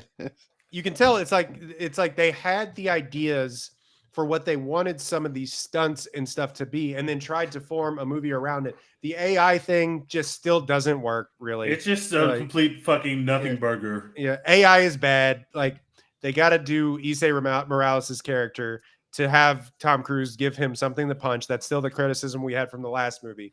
But even so, he's like kind of, this character is just different from what the last movie was. And yeah, he's just like, yeah, I don't feel that way anymore. I want to kill it now. Yeah, he's just like, oh yeah, I'm like that. I'm not even on that anymore. Like, no, that's yeah, we off that. Anyway, I still at a certain point I was like, man, this is incredible. This feels impossible. True to the title. How did they do that? I was sweating. I thought he was gonna, when he's jumping from biplanes and then, you know, going out, you can tell he's falling from, like, literally falling through the sky to do a parachute jump. Like, oh my God, he's gonna die. And no, he's out there walking around eating popcorn all weirdly. I like the popcorn thing is weirdly fucking weird. Yeah. I'm B- feels kind to how I really kind of feel about this movie, but because of the scale of it, I gotta give it kind of like a B-. I'm more of like a C+, but I'll probably like 80. Like, that's kind of where I'm at. So yeah, guys, whoever wants to go, what did y'all think? I know I went way long on that. I thought that outside of like this is the clearest it's ever been that they have 2 set pieces that they filmed around, and then they're like, we got to put a story around this.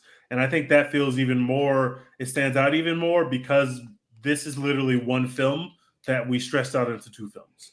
The highlights of this movie, the fucking biplane sequence is super fucking cool. The shit with him in the water, I legitimately thought he was going to die. Not just like I thought Tom Cruise was going to die, and I thought Ethan Hunt was going to die. Like at both.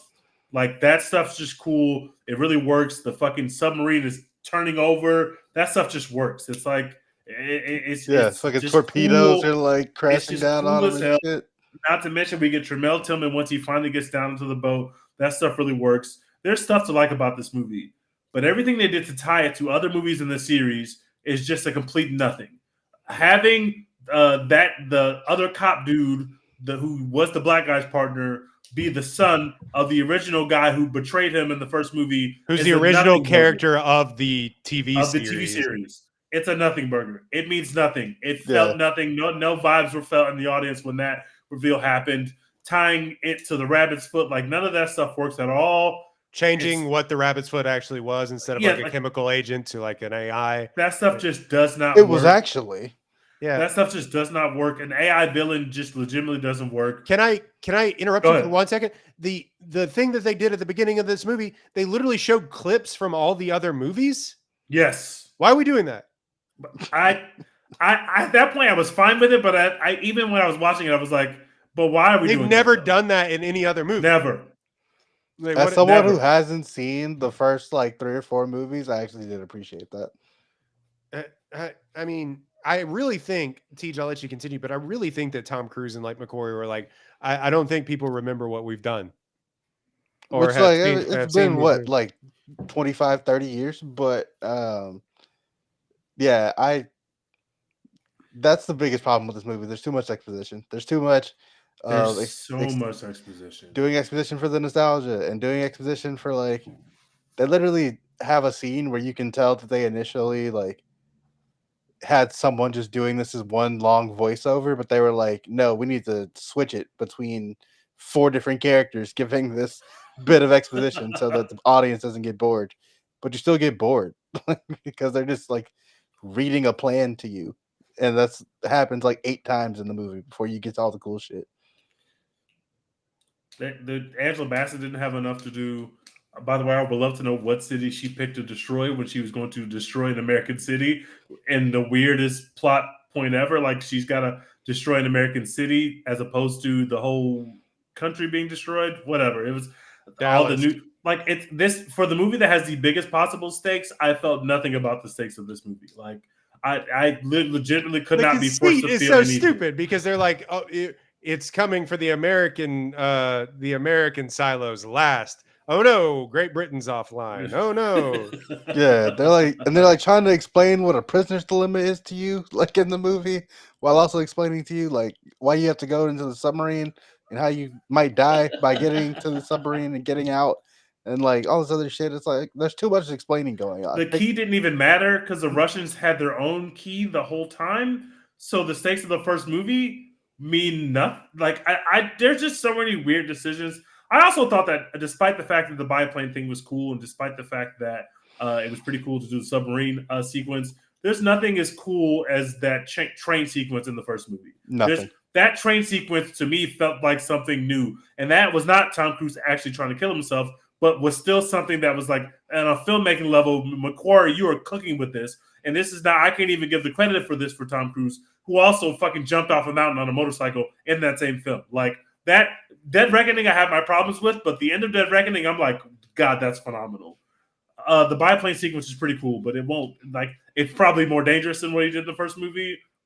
I legitimately thought he was going to die when I saw him jump from one plane to another. Yeah. I was legitimately scared for him. Like, that kind of shit, you can never take that, but everything that we kind of build out around the movie really doesn't work. Other than I really like the decision of having the pickpocket have to do the final get it at the right time, pull the hard drive thing off. I like that bit of filmmaking. And I had some sentimental value for this probably being the last Tom Cruise Mission Impossible, if not the last Mission Impossible, at least for some time. I doubt it's the last Mission Impossible movie, but I don't think there's going to be one anytime soon. And I had some feels about that, but generally speaking, this movie is just not successful to me, despite having some real cool shit in it. I would give it a C plus maybe. I really wasn't into it. That first hour, it's hard to rank because it's like, oh shit, hadn't seen that before. Mm-hmm. Man, I'm bored. Like it's just like, yeah, it's tough to rank because like everything I said about like there being too much exposition and then like having characters just read plans to you 8 times in the movie or whatever, all of that is true, but when it's like Haley Atwell has to pull this thing at exactly the right time within like a millisecond or everyone dies. Still locked in. I'm like, on the edge of my seat, like. And Clementif and Simon Pegg have great chemistry when she's trying to like do his wound and stuff like that, and that's really good in the background. And it's like, and they killed Luther, and it was time. Yeah, we haven't even talked about that. It was time. Kill Luther. R.I.P. to Luther. He's been in every single one of these films. Every single one of these films. Even when he had to do the exposition of being like, this is a bomb, but there's also another bomb. Yeah. If I don't blow up this bomb, then that other bomb will blow up this other thing. And then I'll also blow up from this bomb still. Like, all of that was like hokey and weird. But when it was time to die, like, I was still locked in and emotional. So it's like, I have to give it better than a C plus just because like a movie that can get you locked in like that at any point, like especially when it's a 3-hour long movie and it has like a solid amount of moments that you're locked in like that, it's got to be at least a B minus, right? Yeah, and I'm just having a problem because we've come to expect it's tough because it's weighted down by its own expectations, right? Like we all saw what the peak of this can be. Like Fallout is one of the greatest action movies. I think it's action movies you've ever seen. It's by far, like, if not the greatest, like the second greatest action movie of the 21st century. Like it's probably the greatest action movie of the 21st century. I would interject the John Wick 4, but they're both neck and neck for me in terms of their greatness. Right. Like it's not Ambulance, but like it's that's a good point. I mean, I thought y'all were gonna say Fury Road at least once, but like and Fury Road that belongs in the conversation as well. Yeah, I mean, we've seen what the heights of this can be, and like in the same way that we were not disappointed by Furiosa, I think we all loved it, but in the same way that we're just like, it's not quite there. Could have been more. Yeah. There's a little more garlic, a little more. And maybe it's missing, like, say what you want about Henry Cavill, but maybe it's missing like a shit-heel villain like that. You know what I mean? Or maybe just something about the way that Fallout flows. And obviously it's like 30 minutes shorter, but like something in the way that Fallout flows, it really, you're going a mile a minute to the next stunt. And I think that's why people really love that movie. And yeah, I don't know. I just if the Alaskan village guy, I don't remember if he was actually in Alaska or somewhere else that's cold, but like if that guy was like actually cool and it wasn't like, hey, let's explain in 3 different callbacks why this guy is kind of important now, and this makes sense. It's like, no, he's not important. He never was important. We don't need him, and he's also not that cool. It's really weird to bring him back all the way from the first movie. Like it's a cool gimmick, but it is like he then just him and his wife are just now integral to the story. Like going forward, they're like secret agents the rest of the time. And it's like the other guests that you bring in are fucking sick. It's like, oh, it's Mr. Severance and Miss Ted Lasso. Like, I love you guys. And like, I love Hannah Waddingham. She is struggling with that American accent in this movie. And then you're like, oh, it's the guy from the desk in the first film. Sure. I didn't mind that. And bring back Mr. Severance. At least his wife gave us some laughs. Like, there's very little comedy in this movie. Like, and it feels weird because Mission Impossible movies are really funny. That's what I wanted to say. There are laughs in the movie, but it's like there's not a lot of laughs in this movie at all. Her teaching Haley Atwell how to shoot a bear, it was great. Pretty good. Like, going back and watching these movies, like they get a little bit more serious, but they like this one's really self-serious, and you can feel Tom Cruise really like Tom Cruise, good actor, but hasn't been asked to go to the depths of like Born on the 4th of July in forever. And he is really kind of going for it in some of these scenes. And he's like really whisper talking and like gritting it out. Like, I need you to understand what I'm trying to do. And it's just like, it just doesn't work. It's like, yeah, really self-serious. Like, go back and watch Ghost Protocol. Say what you will about it. Like, there's some serious stuff in that where like Jeremy Renner thinks like he got his family killed and all this other stuff. But the whole bit of like him hanging off the Burj Khalifa is like, the line's not long enough. And he said, no shit. Like that, none of that's in this movie, really. But like all the self-seriousness would have been cool if, spoilers, if you kill the guy at the end, like then you can be self-serious about that. When they all are just kind of looking at each other and they're like, all right, bye. Like it's not enough. That didn't earn the self-seriousness. Obviously they have been trying to hint at the fact that there was at least some hinting that they were going to kill him. But after the movie, I watched the movie, I was like, yeah, there was no way Tom Cruise was going to kill himself. I don't know why I ever thought that he for a second would take himself off the chessboard in that way. Obviously, he's going to leave the door open so he can come back and try to kill himself on a movie set, and I'm fine with that. I'm fine with that. If this is not our last Tom Cruise. Yeah, like if this is not our last Tom Cruise Mission Impossible, I'll be happy about that because this is not the way I want to end it. There's some cool shit here, but this is probably my third least favorite Mission Impossible movie. Like, probably I probably have two. No, maybe it might be my number 7 of 8 because I think I have 2 in front of it, and I don't think that I'm gonna pick this movie over any of the other films other than Mission Impossible 2. I will watch the biplane sequence when it comes out on YouTube. Like but I'm not firing up this entire movie again on Paramount or whatever. When he jumps into that water, watch that whole sequence of the submarine, and then watch the biplane sequence, and you legitimately don't need to watch the rest of this film. Like, I don't think I will revisit the rest of this film, even though, again, I think Haley Atwell is doing an incredible job. She just got nothing to do. But I think that she is a great addition. She's a great addition. You dissed that scene where he's beating up people off camera because it's reshoots or whatever. I was riveted. I was like, this is incredible content. Haley Atwell's doing great. That scene was stupid. That made no sense to me. Like, Haley Atwell is a special woman in multiple ways. I'll just say that. We're trying not to be too horny on the podcast. Yeah, that is a very good looking woman. Congratulations to that woman on just genetics. But like, win in life. Yeah. So yeah, I don't know what happened. Like, I think the grand question is for me, and I'm left. It's not really existential. As more so, I was like, I'm bummed that I almost wish. I do want more Mission Impossible films, but I almost wish that they went out with such a bang that they could kind of put a hard cap on this and then let Tom Cruise, go make different movies, I think. Yeah, that'd be great. But because there's not such a definitive cap on it, or maybe because like the reception, they say the reception has been mixed. I think most people like it, but like, yeah, I think most people like it. But like, I would even say I like it. It's just like it should have been better.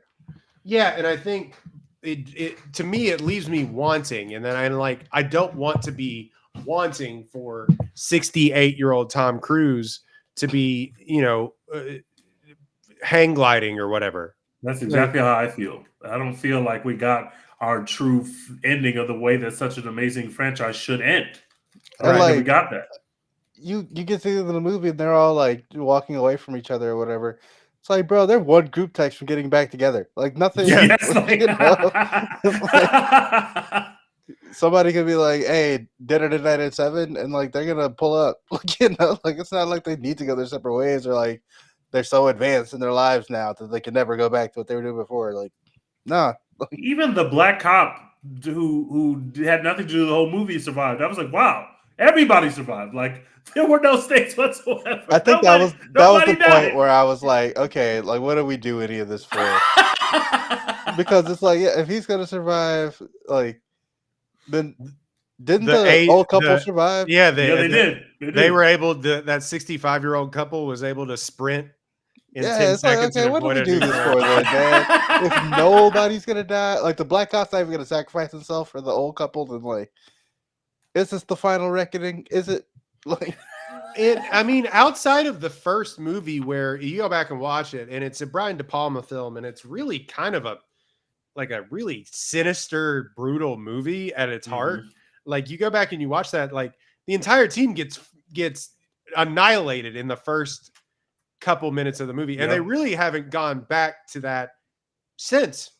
Like, we fridged even some women Twisters, since they're then, like, but that's we're about gonna it. kill everybody right now. So, like, all we do is fridge women, and that's all we do after the first Yeah. movie is we just fridge the shit out of every woman that gets close to Tom Cruise. But other than that, people generally don't die.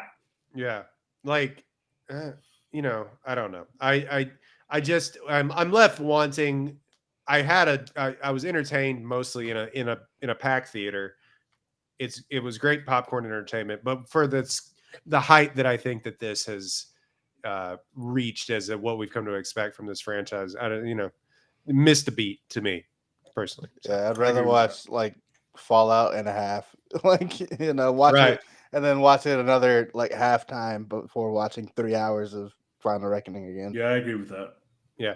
So long podcast already, but do we want to talk about what we're watching, or let's just do it? Actually, let's just do a full Top Gun, a Mission Impossible ranking. Y'all ready to do a listicle? Sure. Yeah. Like I said, I haven't seen most of the movies, to be honest with you. I'm kidding. I'm not going to do that. Let's not do that. Terrible content. But what are we watching? Let's see. I talked about Black Bag already. I talked about Warfare already on the pod.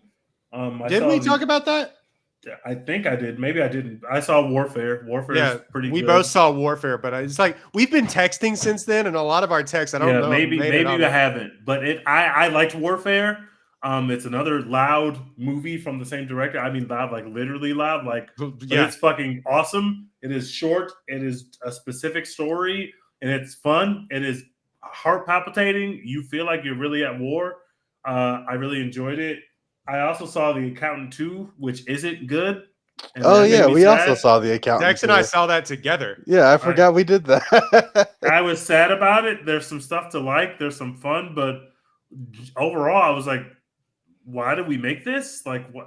I felt nothing about the plot. I felt nothing. Dex had the best response to that. He was like, "That was all right. I'll never think about it again." Yeah, never. I literally didn't. I had forgotten I'd seen it until right now. Never think about it again. And I've just been. I rewatched Star Wars: A New Hope. Of course, I did. I always watch that. What else? Good movie. Gotta say. Yeah, good movie. I watched To Wong Fu, Thanks to Everything, Julie Newmar, a movie from '95 that I had never seen, but people love. I very much enjoyed it. It's kind of about like three gay men who are just like traveling across the country, getting into they're like fabulous and they're trying to go be like fabulous queens, but they end up like in the rural parts of the United States, and there's some culture shock, and it's good. It's a comedy. It's good. Kind of the comedy I don't make anymore. Other than that, I don't think I've seen any other movies or new movies. I still need to go see Final Destination, and I'm going to be very into the theater in June and July because we have real cinema coming. Other than that, I've just been mainlining on NBA basketball, and I'm rooting for the Pacers in the finals. By the way, even though I hate both teams, go Sirs! Go Pacers! I don't want to see a Thunder championship. No, thank you. Yeah, get the Thunder out of here, dog. Respectfully, please. But I think get them the fuck out of here. Oh, they get to foul bait, and it's good. Okay. Yeah, exactly. I don't like that, but I think that they will win in 5. But I hope that they lose. So they'll probably sweep them. But it feels bad to say the Pacers are gonna get swept, but I'm like, I'll see how they're gonna win a game, brother. Tyler, I need them to win game 1 for maximum chaos. At least I can feel for a night that maybe we'll get a competitive finals. That would be nice. Dex, what have you watched besides basketball? It's honestly been mostly basketball. Then I got into college softball for a little bit. Shout out to Brielis. Shout out to them Texas Longhorns up 1 on the World Series. Turn that up, Dex. Hey, Turn that yeah. Women's college softball, it's great. Check it out. Men's college baseball, I'm good actually. Same. I'm good. This shit kind of ass. Not gonna lie, but yeah, I've been watching The Office for the first time. Still, I'm into season 5 now. Great show. Into season 4, if you don't remember, is Phyllis walking in on Dwight and Angela. Dwight and Angela, yes. Great scenes. Great scenes. I'm so you like it's like watching a baby take its first steps. You know what I mean? Like just learn you watching The Office. I did just watch Jan's baby shower for the first time the other day. Like where she shows up with the baby at the baby shower. Those last couple seasons are gonna test your resolve, brother. Because when Michael leaves the show, that shit stunk to me. People, hey, bro, I'm not people gonna lie like to that you. shit. That shit stunk to me when he left. I'm one of those people who, like, if a show gets bad, I'll just stop watching. I stop watching. I don't care. I begrudgingly kept going, and I regretted it because it was bad. Not a composer. The more time passes, the more Robert California. It's kind of fucking funny to me. It's like you don't even know my name. I'm the Lizard King. With Dexter, when I watched that for the first time, everyone was like, "Oh, he gets bad after season 3 or season 4." Yeah, season 3 is great, and then it gets weird. I literally stopped watching in season 3 and never bothered. I was like, I don't care. Smart. But I also saw The Accountant too, which we just talked about. I actually haven't been to the movies very often, other than to see the 3 movies that we just talked about. It's been a little bit of a dead period for me, but June or July, we back in there. Yeah. I know some people that have seen The Ballerina this week, bro. They said it's fire. I will be there. I hope it is, because I've been testing this take out on Twitter and in the group chats and whatnot. Ana de Armas is on Fraud Watch, brothers. Oh shit! Ana de Armas is on Fraud Watch. She was great in whichever Bond movie that was that she was great in. I don't remember which one it was. A Certain Time to Die. I don't know. Yeah, she was great in that, and we were like, okay, like she's got next. She's the most beautiful woman in the world. We already knew that, but she was incredible. Kick-ass action with James Bond, so we gotta love her and everything. And then she did like The Gray Man and that weird Chris Evans Apple movie that she went from being on top of the world with No Time to Die. Everybody came out of that movie and like, oh, James Bond dead. Ana de Armas was awesome. Like that's what that in order. Yeah. But this is what she did. The Gray Man, Blonde, which she was inexplicably nominated for. Man, Blonde is a fucking mess. Blonde's a DNF. Ghosted, which isn't a real movie with Chris Evans. Eden, which isn't a real movie I haven't ever heard of. And yeah, now Ballerina. So it went Deep Water, The Gray Man, Blonde, Ghosted. Wow. Yeah, she needs one. I didn't realize that, but she needs one. Y'all are absolutely right about that. So yeah, I hope the Ballerina is good and she can be back in our good graces because oof. All right. Y'all ready to strap in? I've been on a grind. Stuff you've been watching. Mostly, a lot of these are take it with a grain of salt because I was on two 13-hour flights in this time. You know how many movies you can watch? A lot. A lot. You can scrub through a lot of movies. So after we did Mickey 17, I have watched The Notebook, Pretty Woman, Black Bag. Wait, you have to know whether you've seen these films before. I've seen The Notebook before. I'm pretty sure I'd seen Pretty Women before, but I watched it again. Black Bag, great movie. It's on Peacock. Go watch it. Death of a Unicorn. It makes like Cocaine Bear seem serious. Yikes. Wait, is it good? Is that movie good? No. It's kind of A24 slop. Like it's just Got like it. to a certain group of like, you know, people that are like 15 right now. I think it'll like Baby resonate. Fair Cinema. Yeah. Let's see. Snack Shack, which I really enjoyed. It came out last year to not a lot of like fanfare, but people who knew film have been talking about it. Really good. It's on Amazon. Really great coming of age movie. Warfare, teased, like you said, loudest movie of all time. So good. People had really bad discourse about it online. 27 Dresses, sure. The Shape of Water. I watched it on the back of a seat on an airplane. You haven't seen it before, right? Nope. That shit slaps, man. It's so good. Yeah, I'm sure it's how Guillermo del Toro really wanted me to watch it. Very weird movie to watch on a plane. Makes sense. Very weird. Also, they cut out like half of it because it is a weird movie. So I don't think I saw the completed version of the film. I got to rewatch it again. It was fine when I watched it, sleep deprived. Wild. I had seen that before with Reese Witherspoon. Also a weird movie to watch on the plane because she's getting just like railed in that movie. I saw something that said that Reese Witherspoon is the richest actress in the world. She owns a production. And I realized that could be true. Like, I don't know if it's true. Julia Louis-Dreyfus is literally a billionaire. Jesus Christ, man. True. I'm not getting enough money out here. Yeah. Well, yeah, Reese Witherspoon, I know she owns that production company or whatever. And that like book club thing. Yeah. So it wouldn't surprise me she's raking it in, especially because like I'm sure they were cutting her big checks for the morning show because she was a star, and I'm pretty sure she like owned that like the production for that too. Like, I also really like Reese Witherspoon and stuff. Like, I think she's great. She's one of my favorite actresses of all time. Absolutely. Wild, good movie. If you hadn't never seen it, did she win for that one, or was she? No, she was nominated. Den of Thieves 2, Pantera. Still haven't seen that. Is it good? No, stinks. Yeah, I don't. Out of Sight was on a Soderbergh grind. Out of Sight, sexy ass movie. Yeah, really, really sexy, fun movie. Companion, a new film that came out this year. People said that's good. Yeah, was it? I was intrigued by the trailer.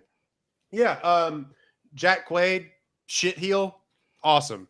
It kind of gives away what it's going to do within 10 minutes, but I liked it. Sinners, The Game, 1997. A lot of these were like rewatchable stuff. What's The Game? The Game is from David Fincher. I think it's the movie he did before Fight Club. I remember this one. With Michael Douglas. Really strange, like a funhouse film that Fincher's a weird dude. Yeah, that Fincher did. Thunderbolts, The Accountant 2, two more accountants. The Handmaiden, which is on the Big Pictures 25 for 25. I'd never seen this. Good God Almighty. Do not watch this like with your parents or around your loved ones. This one was something else. Park Chan, I think it's Park Chan Wook. Yep. Yeah, it's an incredible film. Very violent, very sexual. Yeah. At times I felt like I was interrupting.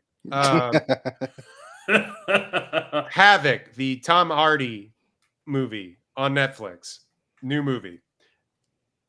Ew. Ugh. Like, what is the plot of Havoc?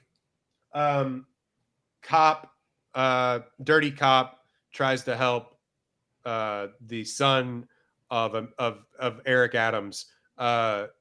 Eric Adams get out of jail. It's not Eric Adams, but like clearly Eric Adams. The son of a mayor, like get out of a sticky situation with drugs and like the Chinese mob.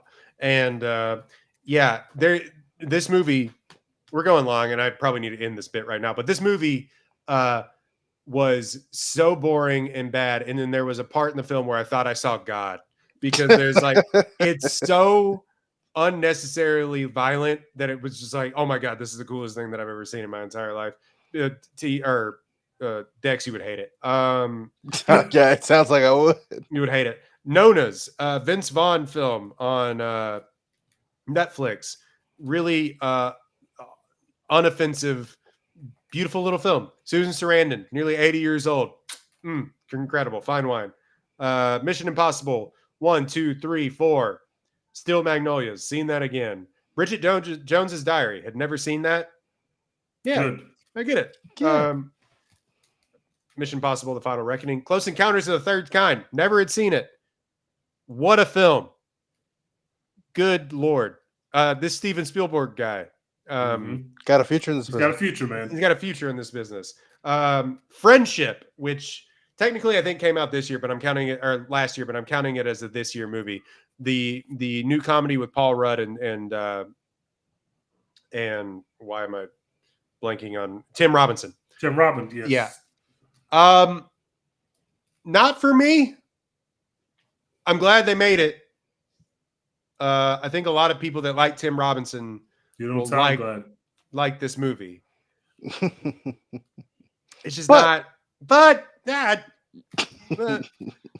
there's a few lines that like I laughed out loud, and I haven't really done that in a comedy movie in a long time.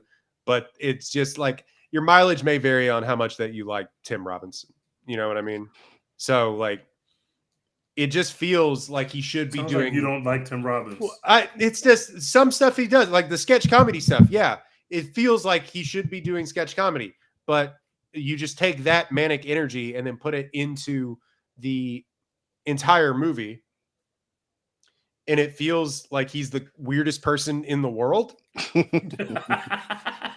Like this person doesn't exist in real life. Got it. And they're trying to do kind of like a straightforward comedy. Some of it's like surrealist, but anyway. Rewatched Chronicle in the hotel room the other day. Speaking of Michael B. Jordan. Yeah, Michael B. Dude, it's crazy how long Michael B. Jordan has been at this. He's been doing this for like 25 years. That man that man is Wallace from The Wire. I think his first acting job is from like 99. Like, yeah. He's given us so much. It's like him and Jesse Plemons have literally been around since like 2000. So then, rewatch Chronicle 28 weeks later, which I had never seen before. Thought was like, I gotta tap back into those movies because it's almost time. I think the first one's like a brilliant film. I think the second one is like they just made it into an action movie, and it's like it's fine. But the new one coming out, I'm in there. And that trailer fucking rocks, man. And then I watched the Conversation last night, Francis Ford Coppola joint that he did between Godfather 1 and Godfather 2. I had never seen it before. If you haven't seen it, it's on Amazon. If you want some old cinema, go watch it. Like, there's a twist in here that has been copied. Like, you watch it and you go, oh, now I know where that movie got that thing from. And it kind of just felt like Francis Ford Coppola was like, I'm just trying shit with like some of the shots, and then it really works. And this, wish he would have done that with his previous film. But I've seen a film where he was just trying shit. Yeah. And Shout out to Auntie Wow. Yeah, Auntie Wow. So yeah, and basically I have seen, I think, like 10 new releases in that time. Nice. And also in that time, we have been watching Your Friends and Neighbors on Apple TV. We finished The Pit finally. Great, dude. And then, just a bunch of other. You know what we have not been watching as a collective? The Last of Us. We were not watching. I was in Korea when that the big episode happened that everybody was talking about. It was like, oh my God, this is peak cinema. I still haven't watched it. And so I was watching it, but I still haven't watched the finale. I got one more episode, so I guess I'm actually good, dude. Like, I think I got through episode like 4. I was like, actually, I don't care whether any of these people live or die.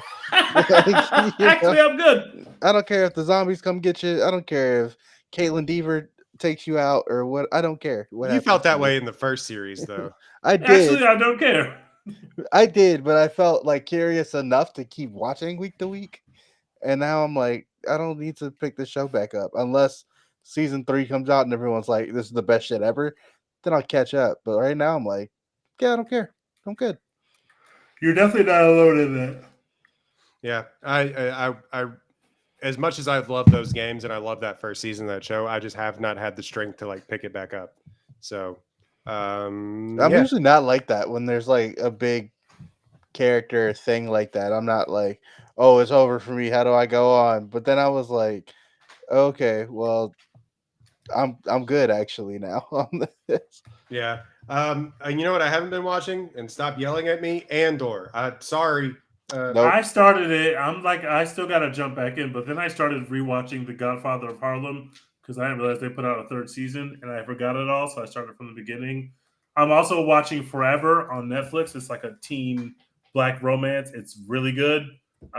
Really, really well done. Done by the same woman who made like Girlfriends in the Game. It's actually really well done. What else have I been watching? I've been watching Andor. I've been watching The Last of Us, which I'm getting through. I think that's all I'm watching. We started Handmaid's Tale for no reason at all. Caitlin. That first season fucking rocks, but I never made it past the first season because it was so sad. There's like 6 seasons now. There's so many it was seasons. too sad, man. That shit is sad as shit, man. It's really good, but I was way too emotional. I could not persist. Some of that shit that's going on in that show, you're like, it's too close to home, bro. That shit is the world we live in. That shit is crazy, uncomfy. Yeah, there's also one thing with there's a Carey Mulligan show that I started, Dying for Sex, on Hulu, which is kind of like a dramedy, and it's really, really good. I'm like 3 episodes in; they're all like 30-minute. Oh, not Carey Mulligan. I get them mistaken all the time. Michelle Williams.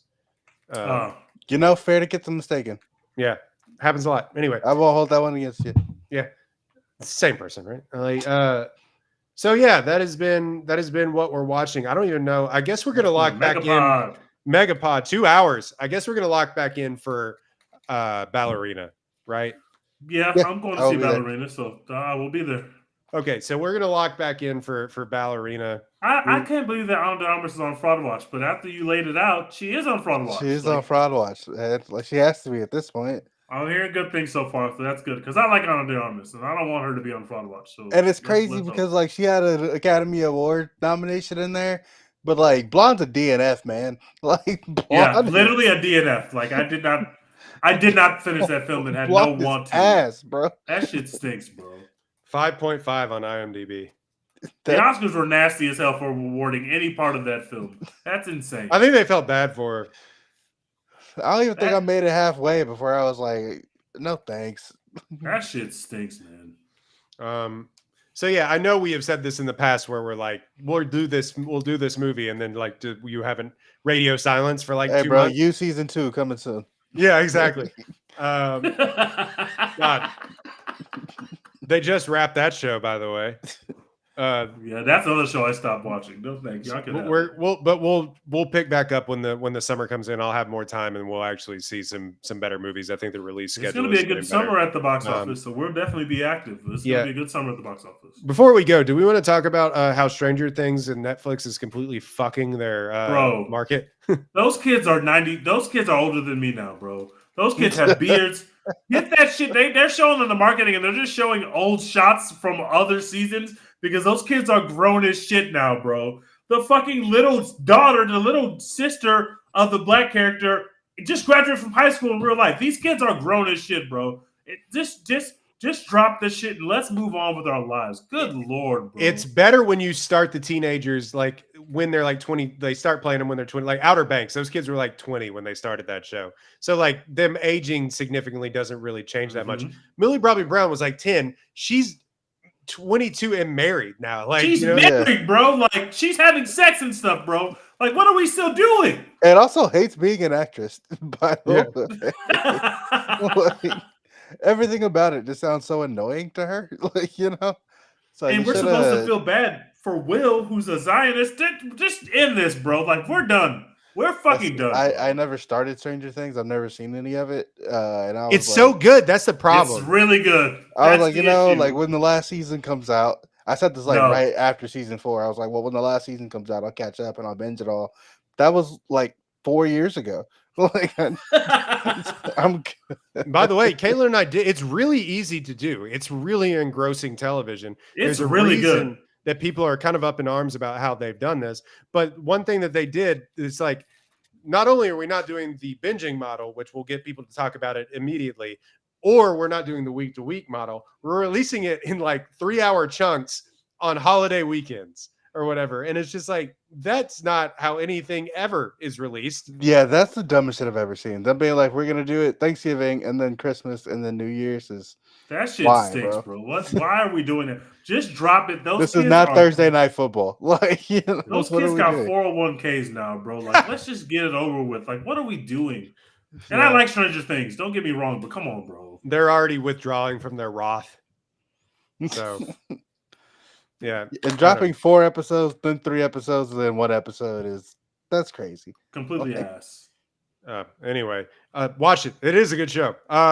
Anyway, so that has been a One Take Podcast. You can find us at One Take Pod. We'll try to tweet and do the thing at One Take Podcast on all platforms. Like, download, rate, review, subscribe. We're back. We really appreciate it. We're back after several months. We really appreciate everybody who is interacting and chatting with us. We really appreciate that. And streaming this episode, we'll put it up on our platforms as soon as I possibly can. Because, like I said, I'm busy. But you can. If you want to stream it right away, unedited, you can watch it on One Take Podcast YouTube. So go follow us, download, like, subscribe, rate, review. Dex, what are we doing? Hashtag support Florence Pugh. Go see Thunderbolts / The New Avengers if you haven't already. And get ready to log back in because we ain't going nowhere. Yeah, we still do this as a hobby all these years later. All right, guys. We're out.